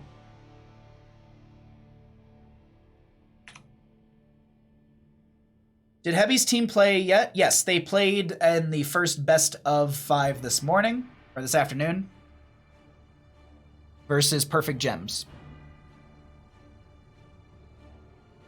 Almost missed the core explosion, I know. Whoops. Hello. I didn't mean to click on the mini-map, but my cursor was in that bottom right. Hello. All right. We need more water already. Well, at least that glass is done. I will follow you to the end of the world. Anywhere where we can see team rosters? If you go to the Heroes Lounge website. Look at these viewer numbers less than 3. Whatever. I haven't looked at my viewer numbers. I always have it. Oh wow, thank you all. I never I never have my viewer numbers up, so all I can actually legit see is my session time. Follow you to the Like end of the world. views, viewer numbers, followers, subs, sub points, like all like well, Resub time too. sub points are all hidden, at least for myself. And Kablitz Bum, thank you for the follow. Glad you're enjoying the stream, my friend. Okay, so this is going to be that call from them, so we just need to figure out what map we're going to be going to. Pull it on back to Bandit and I. Look at him sleeping. Look at him being a cute pupper. All right, I think while they decide on this, I'm going to quickly run and fill up this glass of water. I'm going to get a quick snack as well because I need a little bit of sugar. So don't go anywhere. I'll be right back as we get into game number 3 of our second of 2 best of 5s.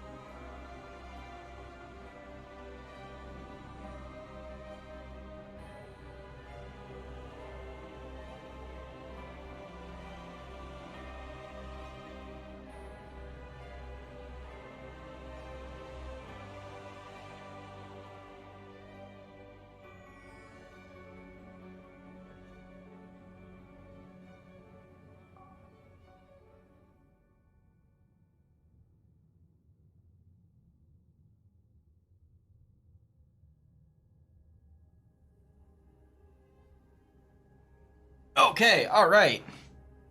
Wait, what? What? Is it actually Zugrug subbing? Yeah, that's actually Zugrug. Oh, what's up, Free PX? Okay, Oh.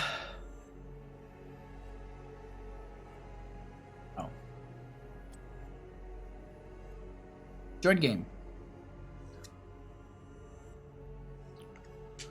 There's that. Scores updated, and I need to do map number 3, which is going to be that pick. This spot? Yes, cool. Alrighty. Sorry if you do not like people eating on stream, I just need to have something. Alright. Warforged, how you doing, friend?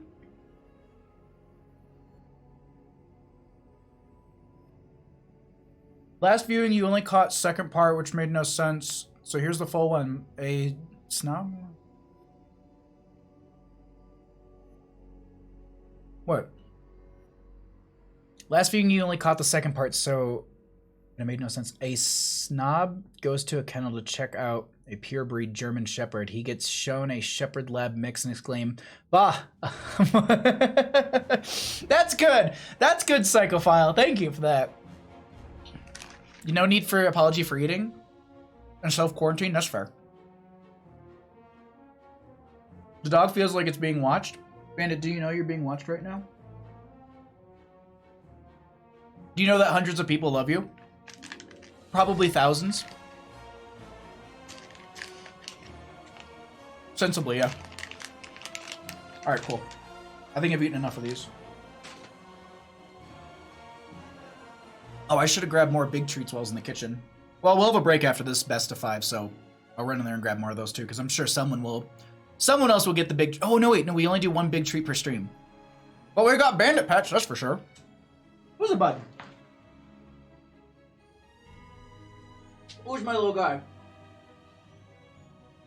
All right, hold on. They're asking if we're ready. Hold on. But we gotta give bandit pets. This is so much more important. Yeah. Who's a good guy? A good little guy. You are. Thank you for redeeming the pets. Yep. Our spooky worm. Okay, cool. We're ready to go. Let's get into... Does Bandit know he's a minor internet celebrity? He doesn't let it go to his head.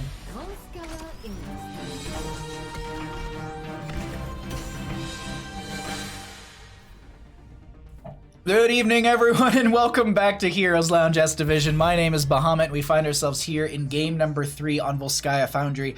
And if you're sitting at home wondering why and how we got to Volskaya because there's such a cute puppy on stream, I got you covered, friends.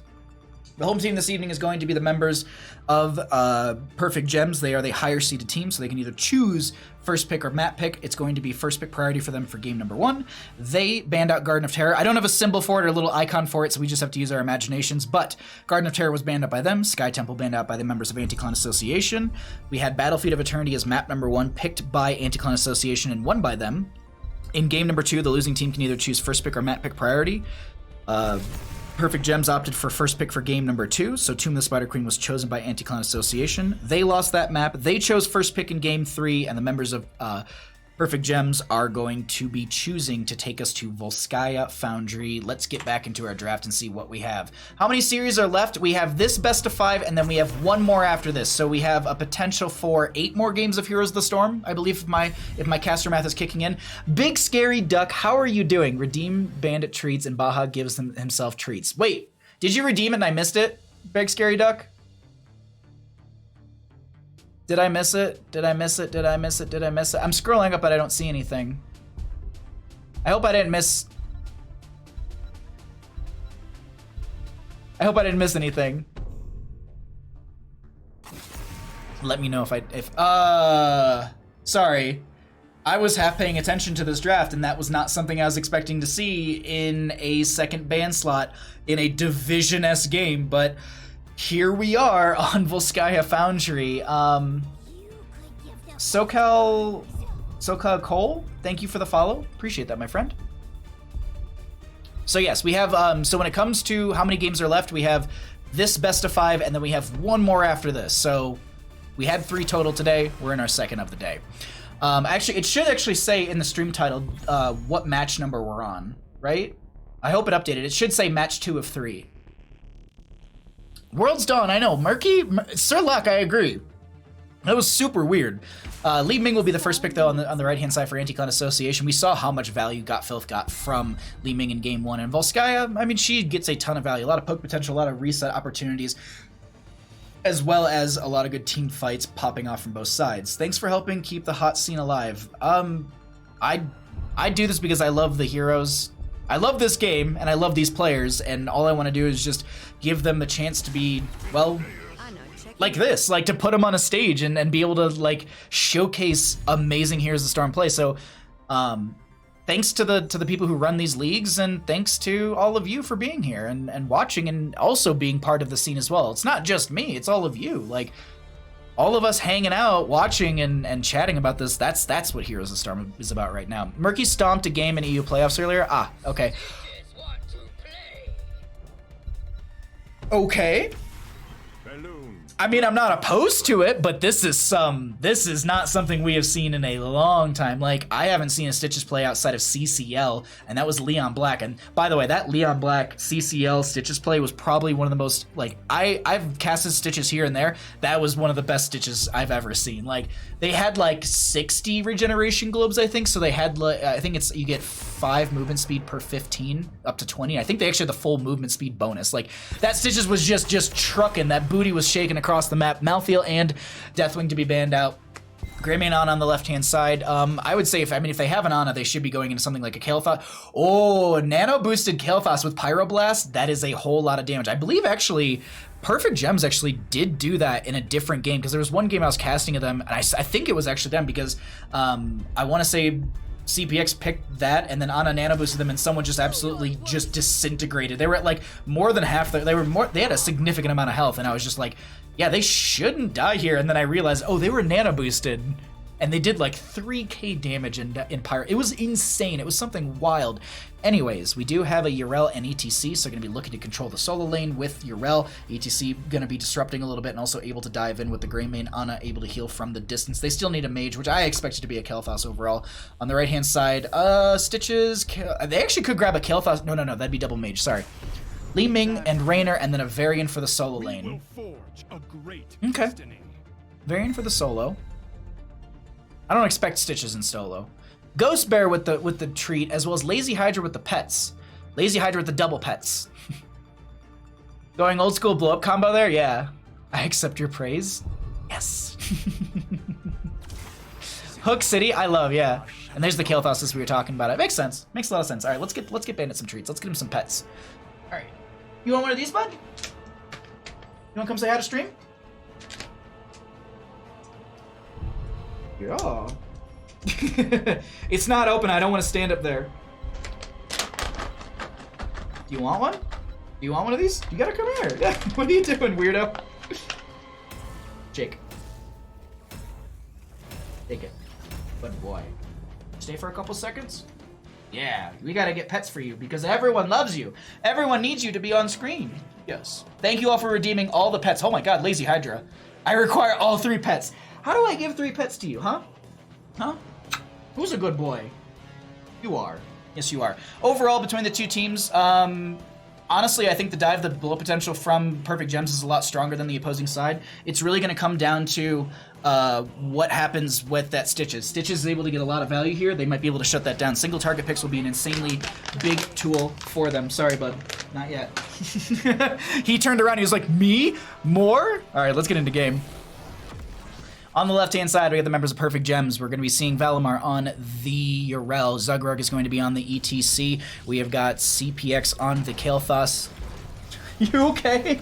Sorry, his ear, like half his head hit the desk when he was shaking his head. Unaverted is going to be on the Greymane, and Legacy will be on the Ana.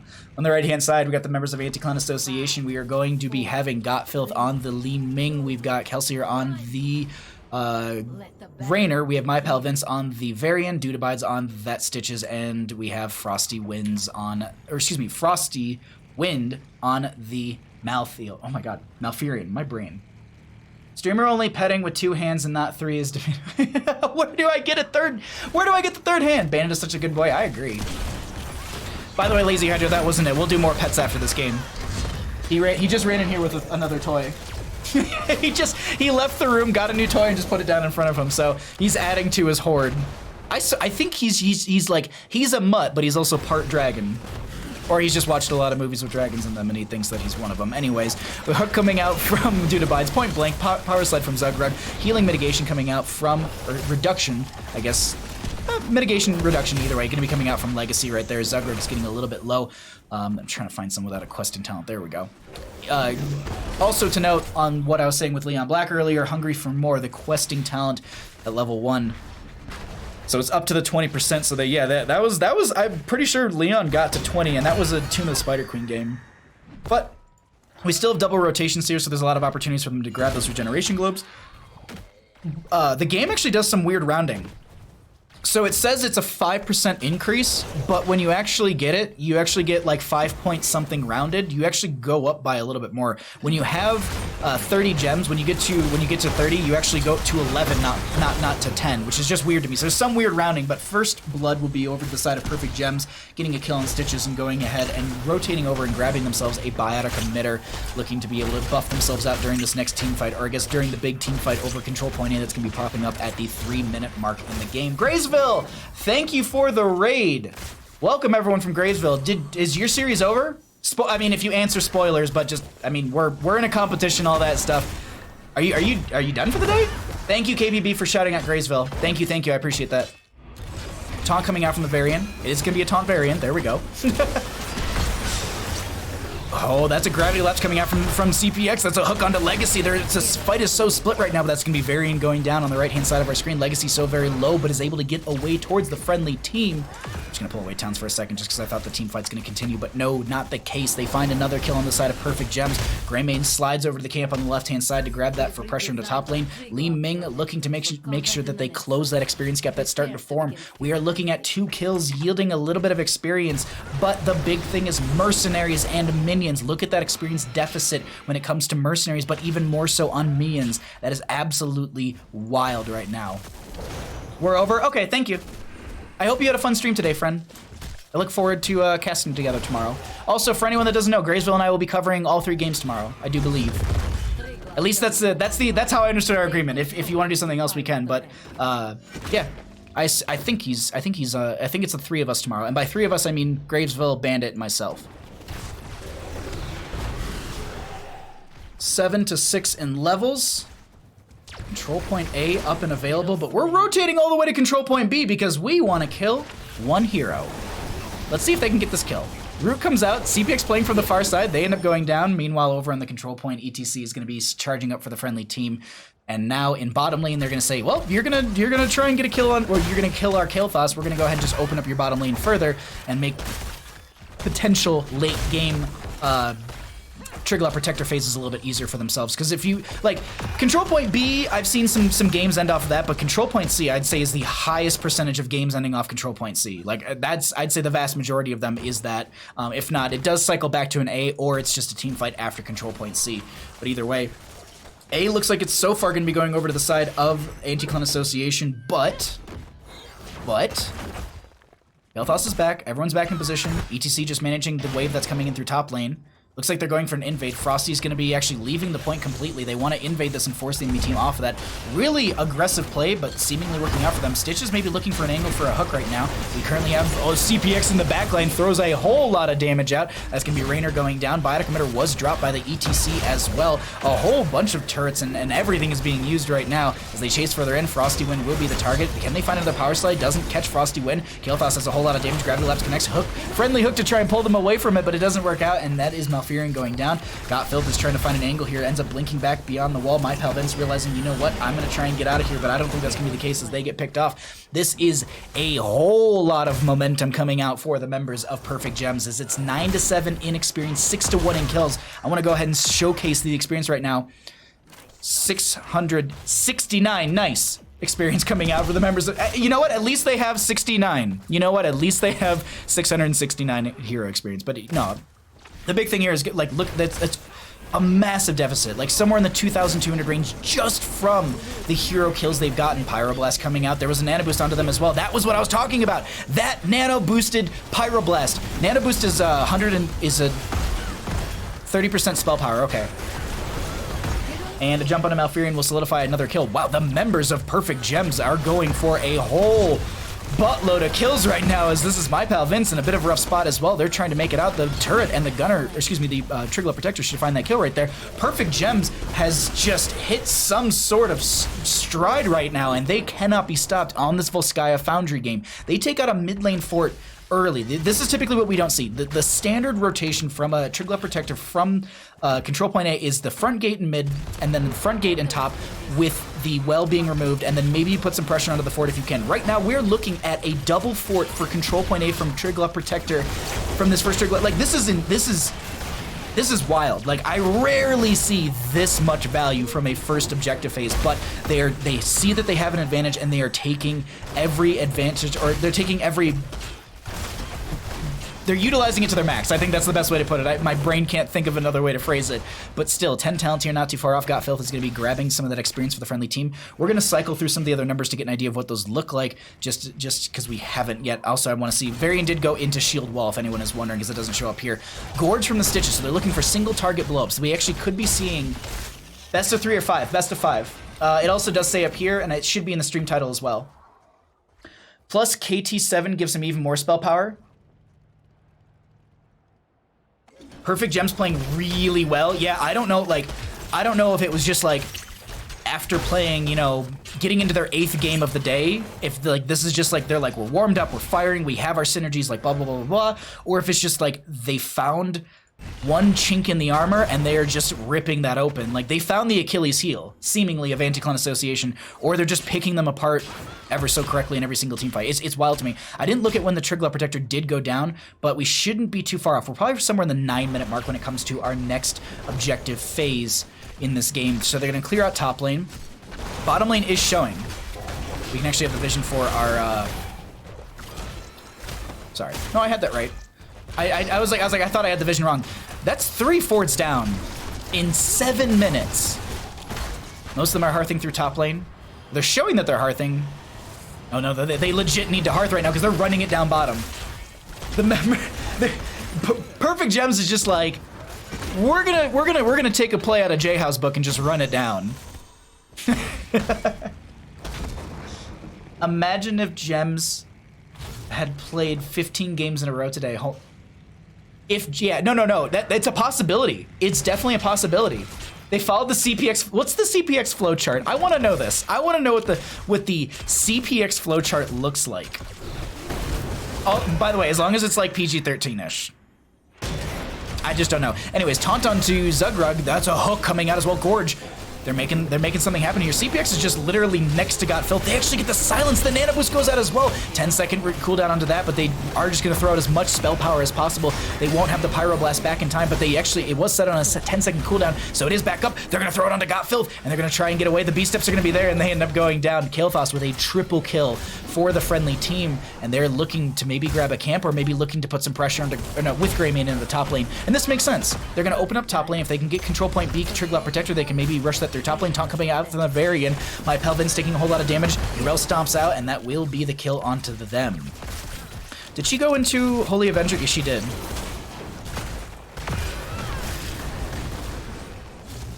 This is, I've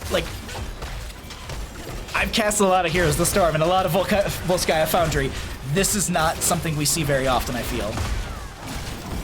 Arcan Giantsbane, how's it going, bud? Good to see you.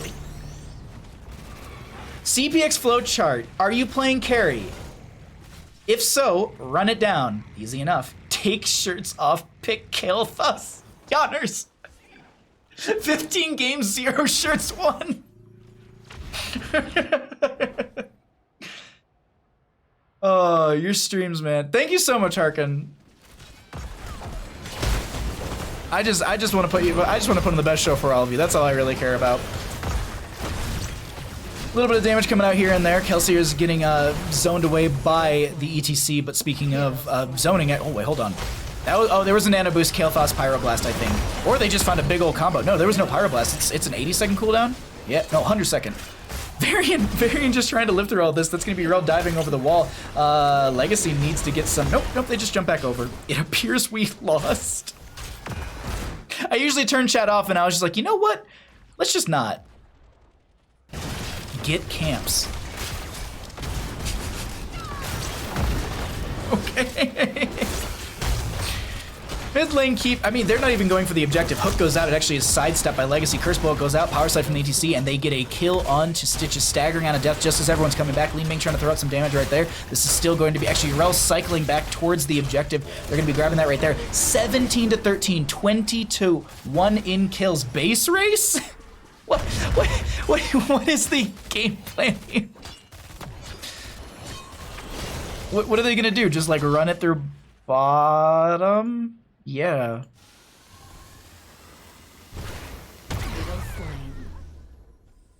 Nano boosted Pyroblast from Kael'thas. This is what I was talking about. This is exactly what I was talking about. My Pelvin's taking a whole lot of damage. They have the healing reduction thrown onto them with the Biotic Grenade. They're looking to dive on a CPX. They will not be able to. That's going to be a Gravity Lapse connecting from the far side of that wall. Curse Bullet goes out as well. Kelsey are trying to make their way out of here. Gilnean Cocktail not able to get the value they're looking for. Legacy was gorged earlier, gets a double Sleep Dart out, and now they're just cycle Zugrug back. Meanwhile, over here, Yrel just doing Yrel things as I miss a kill on stream. Actually, I think that's the first one of stream today.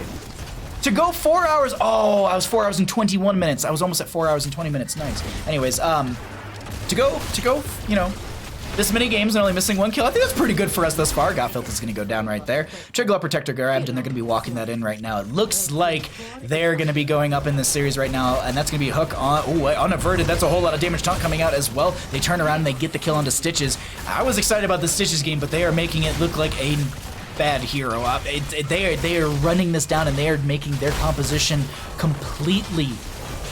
They're just destroying them every single way, like every single turn. Like Legacy on this Ana is just destroying it. Like, what is Legacy's healing right now? 45,000.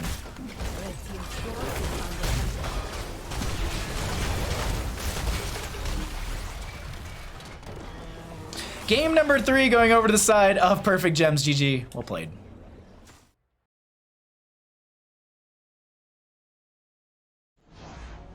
His name was Frosty again. This looks like a typical Storm League game. Oof. Just came back. Whoa, 4-level lead? What's up, B? How's it going? Oh, butts. I didn't know you were streaming. What's up, Gaming Civ? The best way to know when I go live, so I can plug my own stuff, isn't Cuddlebear Stitches a banned skin? It's really up to it's really up to the teams. I'm not an admin. And if they don't call anything by 5 minutes, no remake or whatever, then yeah. Sorry, I need to. There's that, and it's gonna be this. Okay. Like, Ana's healing. Can we talk about that for a second? Ana's healing was absolutely insane. My brain. All right, there we go. It's this one for game 4. Yeah, I did it. Let's update the team score. Let's actually show talents.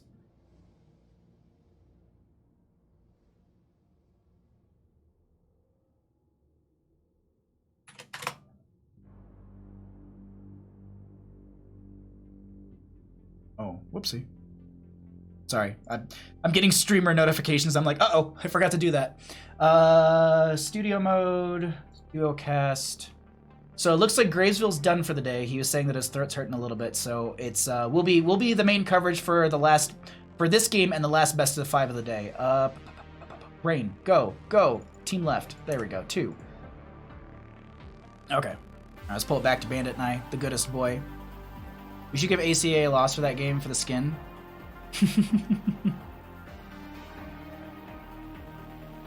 Yes, that's why they lost. Easy breezy, that's why they lost. It was the skin. It was the skin, yes.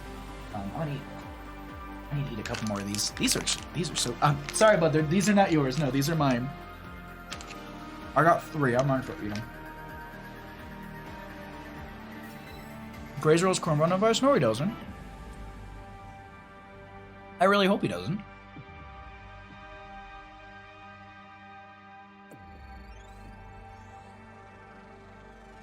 Alright, I thought my chewing was getting picked up. I was like, please no.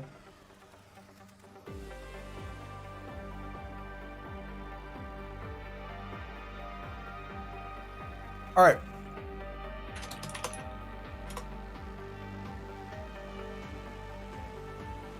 I thought they swapped sides on me or something. Alright.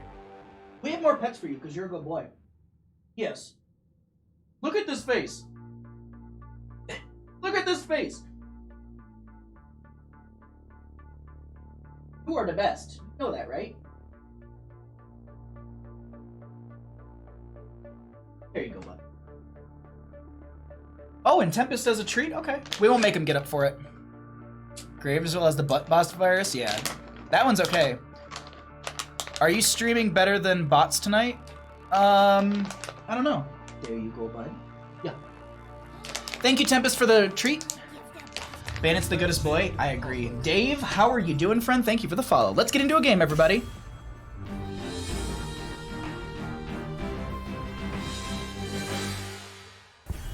Welcome back to Heroes Lounge Division S. My name is Bahamut, and we find ourselves here in game number 4 on Cursed Hollow. What could be the final game of our second best of 5. We have one more best of 5 after this one, so please don't go anywhere, as we are going to be finding ourselves here. I'm sure you're sitting at home wondering, you know, Bandit's a good boy, but how did we get to Cursed Hollow? I got you covered, friends. The home team this afternoon is going to be Perfect Gems, and they are the higher seeded team, so they have the option for first pick or map pick priority. They chose for first pick for game number 1. Sky Temple was banned out by them. Excuse me, Garden of Terror was banned out by Perfect Gems. I don't have an icon for it, but we just know that Garden of Terror was banned out by them. Anti-Clan Association banned out Sky Temple. First map was Battlefield of Eternity, chosen by Anti-Clan Association and won by them. Perfect Gems chose first pick for game number 2. The Anti-Clan Association took us to Tomb of Spider Queen. That's when Perfect Gems won a game and evened up our score. Game number 3, Anti-Clan Association wanted first pick. Perfect Gems opted to take us to Volskaya. We just saw a domination on Volskaya Foundry coming out from Perfect Gems. So the members of Anti-Clan Association have chosen to take us to Cursed Hollow for map number 4. Let's see if they can bring it back and take it into game number 5. We have a Samuro ban, we have a Deathwing, Ana ban, and then a Sylvanas and a Samuro ban. Really? I'm excited about that. We could see some Dahaka play here. We could be seeing some Brightwing, Falstad. A lot of those globals are popular on this map. We actually could see Abathur. I'm surprised by the lack of Abathur here, and I wonder if it's just due to the fact that they need all 5 members for the fights and they can't just cycle someone in and out like they have. Unaverted to... I mean, grabbing that Greymane makes sense. Like, let's be honest. Let's be honest. The members of Perfect Gems, this Greymane is working out so well for them. Bandit is the goodest boy. He is, seriously. He's such a good boy. Like... You have no idea how well behaved he is. Like I walk him off leash. Like there's a loop behind my house. It just, you know, it starts at the same point, ends at the same point, or you can walk through the forest and get back to the our main street. And like I walk him off leash. Like if he hears a car coming, or if there's a car coming, like he'll run over, like, and he's ahead of me. Like he'll stop and walk back towards me and walk like off the street, because we don't have sidewalks out here. That like sidewalks exist on the main road, but we don't, like our neighborhoods. There's like you walk on the side of the road or on the dirt path to the side, like, or you walk in the middle of the road on a small loop. So he's so well behaved. Like he knows how to do all the good stuff, and like I love him. He's just such a good boy. Anyways, Raynor Stukov on the right hand side. We have a Greymane and Nubrak and Dahaka on the left. We get into our ban phase right now. Ana's already banned out. I actually think maybe banning out an Anduin here. Anduin actually, yeah, I would say if they don't, yeah, they already have the Stukov, ban out the Anduin. Light Bomb on a Nubrak, Light Bomb on Greymane or Dahaka are all really, really powerful tools, but they're going to get rid of the Malfurion, actually, not wanting to give any sort of root potential coming out from them. The mana return as well as the cooldown reduction can be a powerful asset as well on top of all of that. For the right-hand side, they could choke out some of the tanks. They could look to ban out the Joanna. They could look to get rid of Muradin. Mal'Ganis is a good option as well, if they don't want to deal with any Night Rush or the Fell Claws or the dive from them potentially.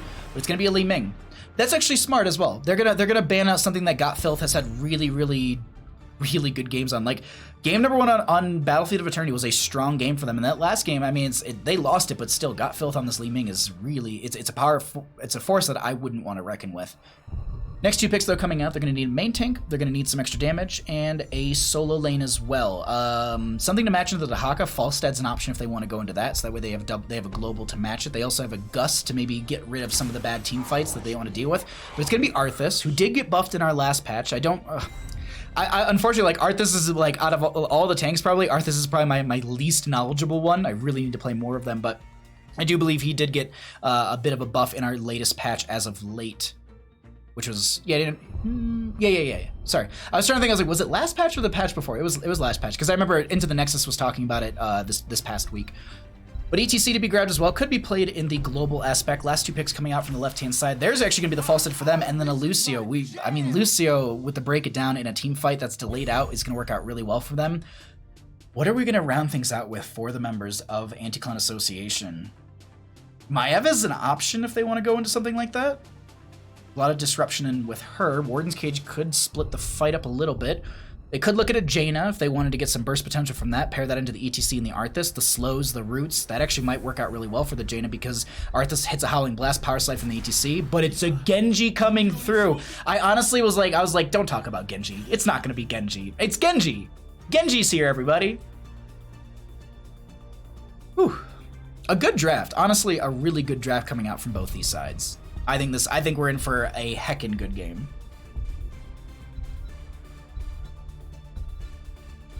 Alrighty.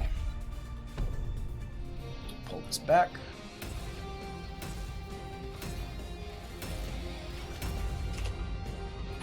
Sorry, admin's messaging me about what they plan to do for the next match.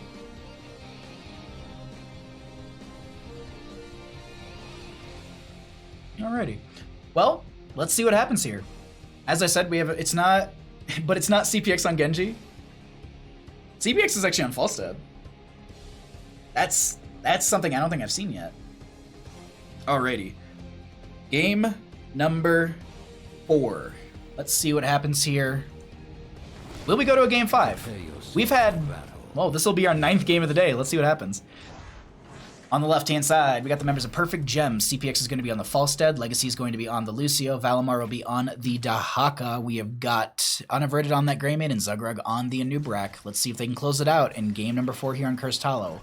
On the right-hand side, we got the members of Anti-Clan Association trying to bring it back and take us to a game 5. Dudabides will be on the Arthas. Kelsier is going to be on that Raynor. The mount cancels are just so good. Frosty Wind will be on the Stukov. Gotfilth is going to be on the Genji, and my pal Vince on that ETC. Let's snap into mid and check out what we have for level 1s. Raynor with the Exterminator at level 1. Falstad holding. I expect it to be Wingman. I don't think we'll get Gathering Storm. Gathering Storm is what I like to play, but that's why I'm not good at this game. No, I'm just kidding.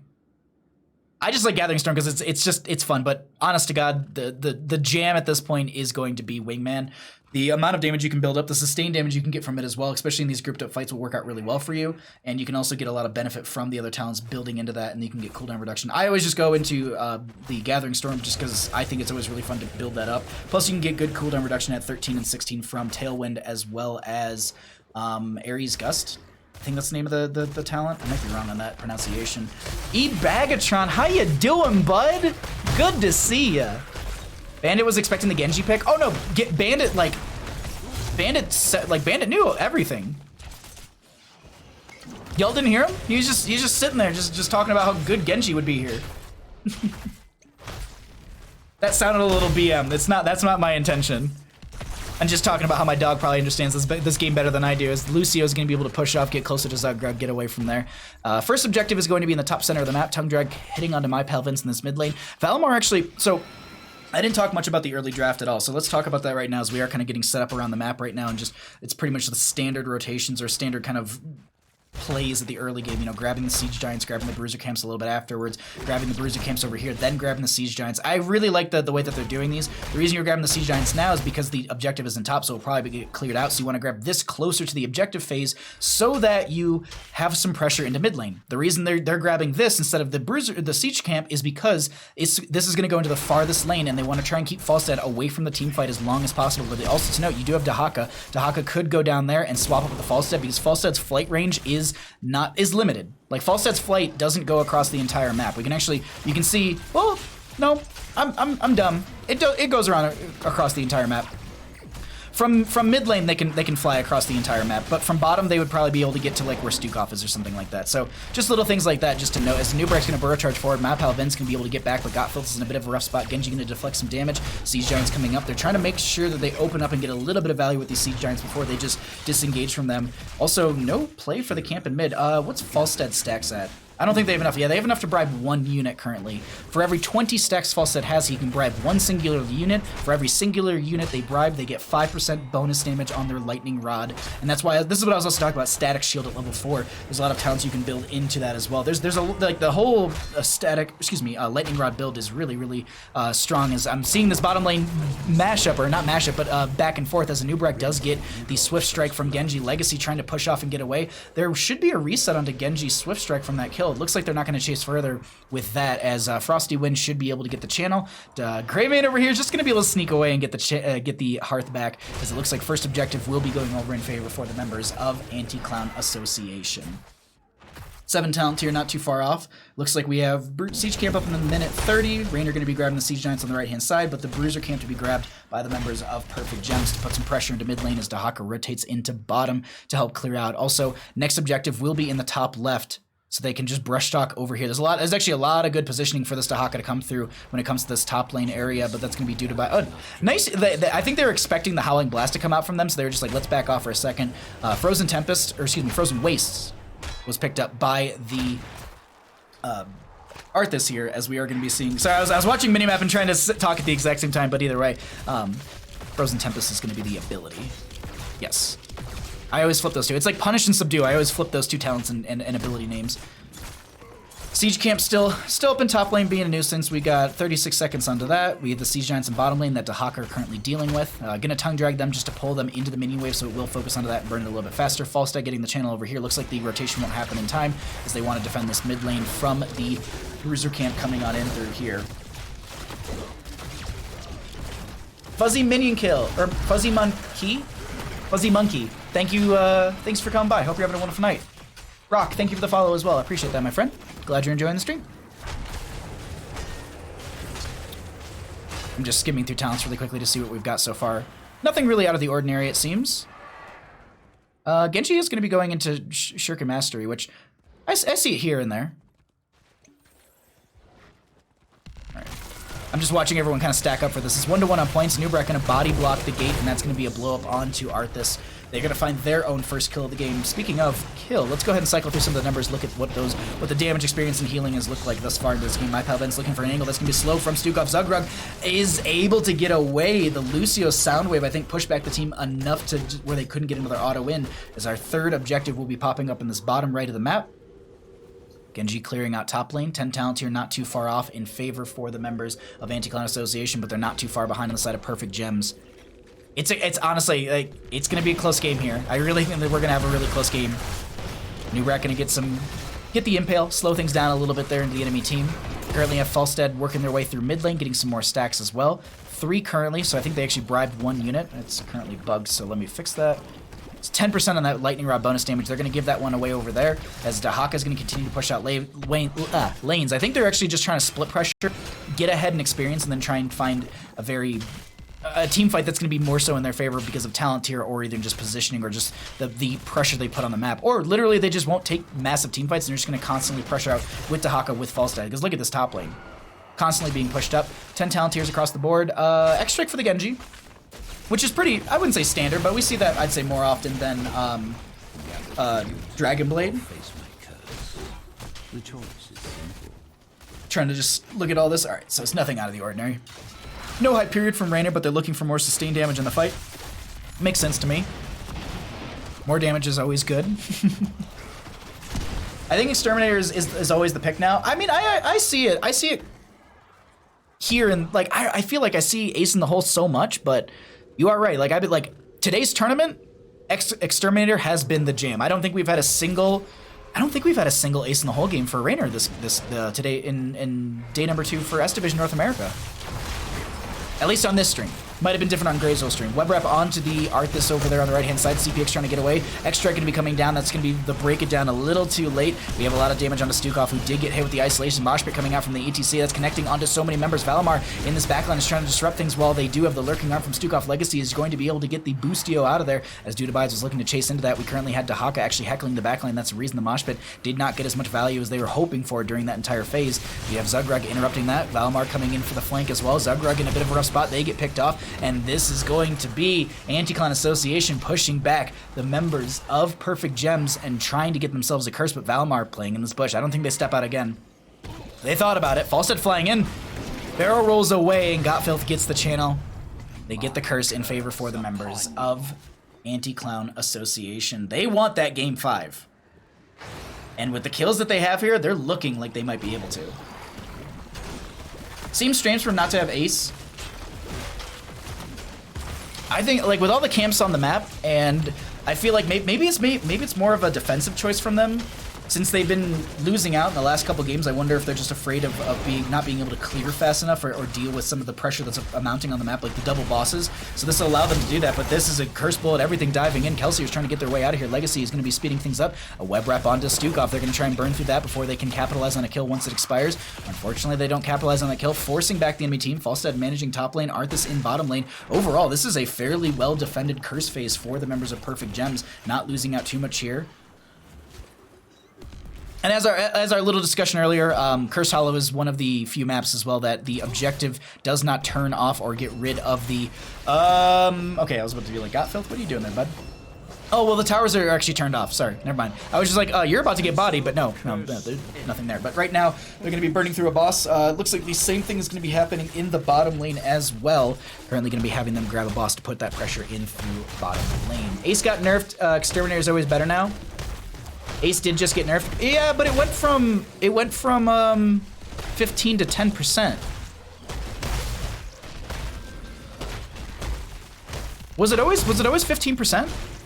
I feel like it got buffed to 15, then reduced to 10 again. No, I think I'm wrong on that. I'm wrong on that information. That doesn't sound right to me, even as I say it. I think just the 5% reduction on it was enough for them to say, like, you know what, we're done. We're gonna go Exterminator. It's just there's that slow that's in it as well, which I always thought like that slow itself was really impactful for sustained chasing. No gathering for the Falstad. What? Yeah, Crib. I was actually literally talking about that at the start. 33%. Nerf wasn't that bad. Yeah, it wasn't that bad of a nerf on it. It was 30% on release. Ah. Thank you. 30% on release. So it went from 30 to 15 to 10. Not taking Q at 7 is surprising. Yeah, that is actually really surprising because you typically go into Q at level 7 so you can get wave clear because the burst damage from the boomerang typically gets you that extra burst in there. But hey, I mean, you're increasing the strikes by 2 and its range by 25, and this is just full. Like, they're just trying to put in as much damage with this lightning rod as possible, and it seems to be working out for them as they dive into Genji, finding the kill into them. Circuit Mastery was finished out. Dudabides will be going down, and this is going to be an ETC web wrap. Hammering goes out a little early, but they find the damage they need, and they're going to sustain chase onto this. So this is the other thing that I was talking about. The sustained chase with this entire build is working out really well for them, as they're going to chase further on, and Nubrak is going to be not landing that, but my pal Vince taking the enemy team for a bit of a tour of Cursed Hollow as they get into their face melt, forcing them back. Gonna just basically run into a tower. This is just eating up so much time.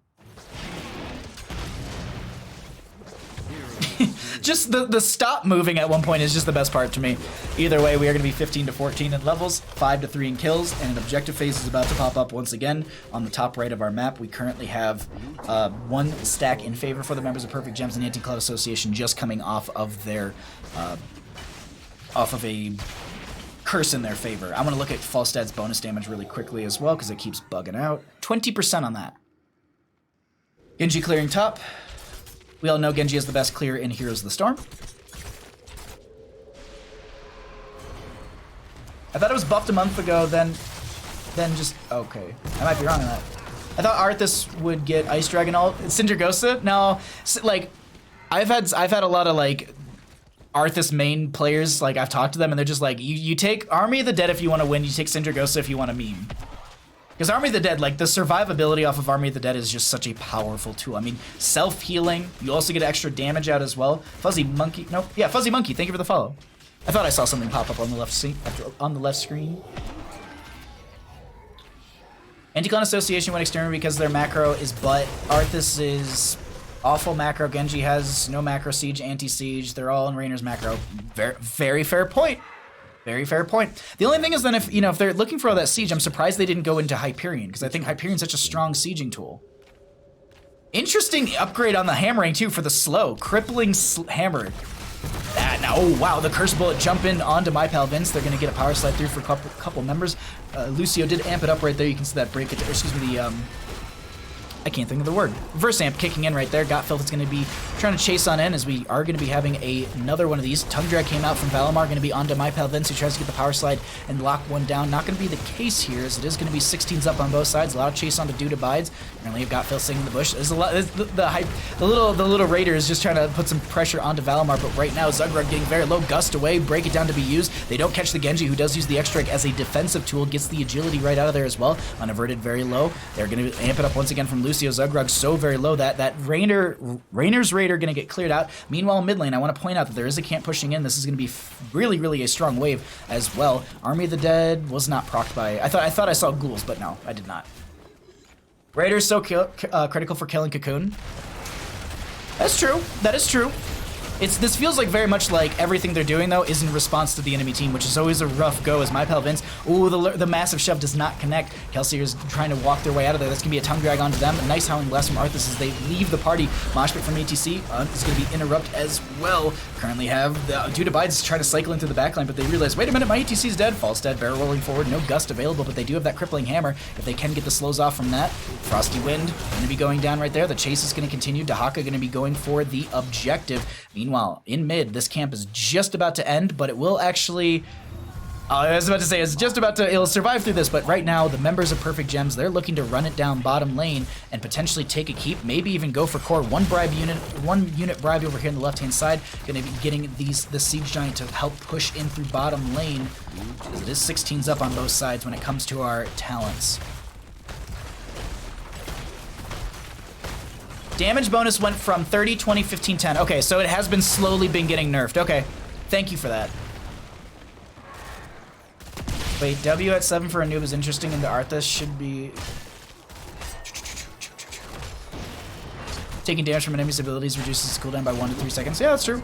Because Arthas does use, Arthas typically has Frozen Tempest up and available, so yeah, you can sit there and just take damage just to get cooldown reduction consistently. Valmar is insanely impressive that fight, just did not let ETC do anything. Feels like it a little bit, yeah.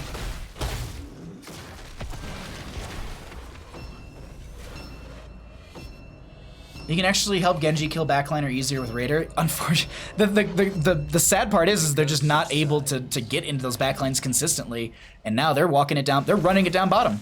They're running it down.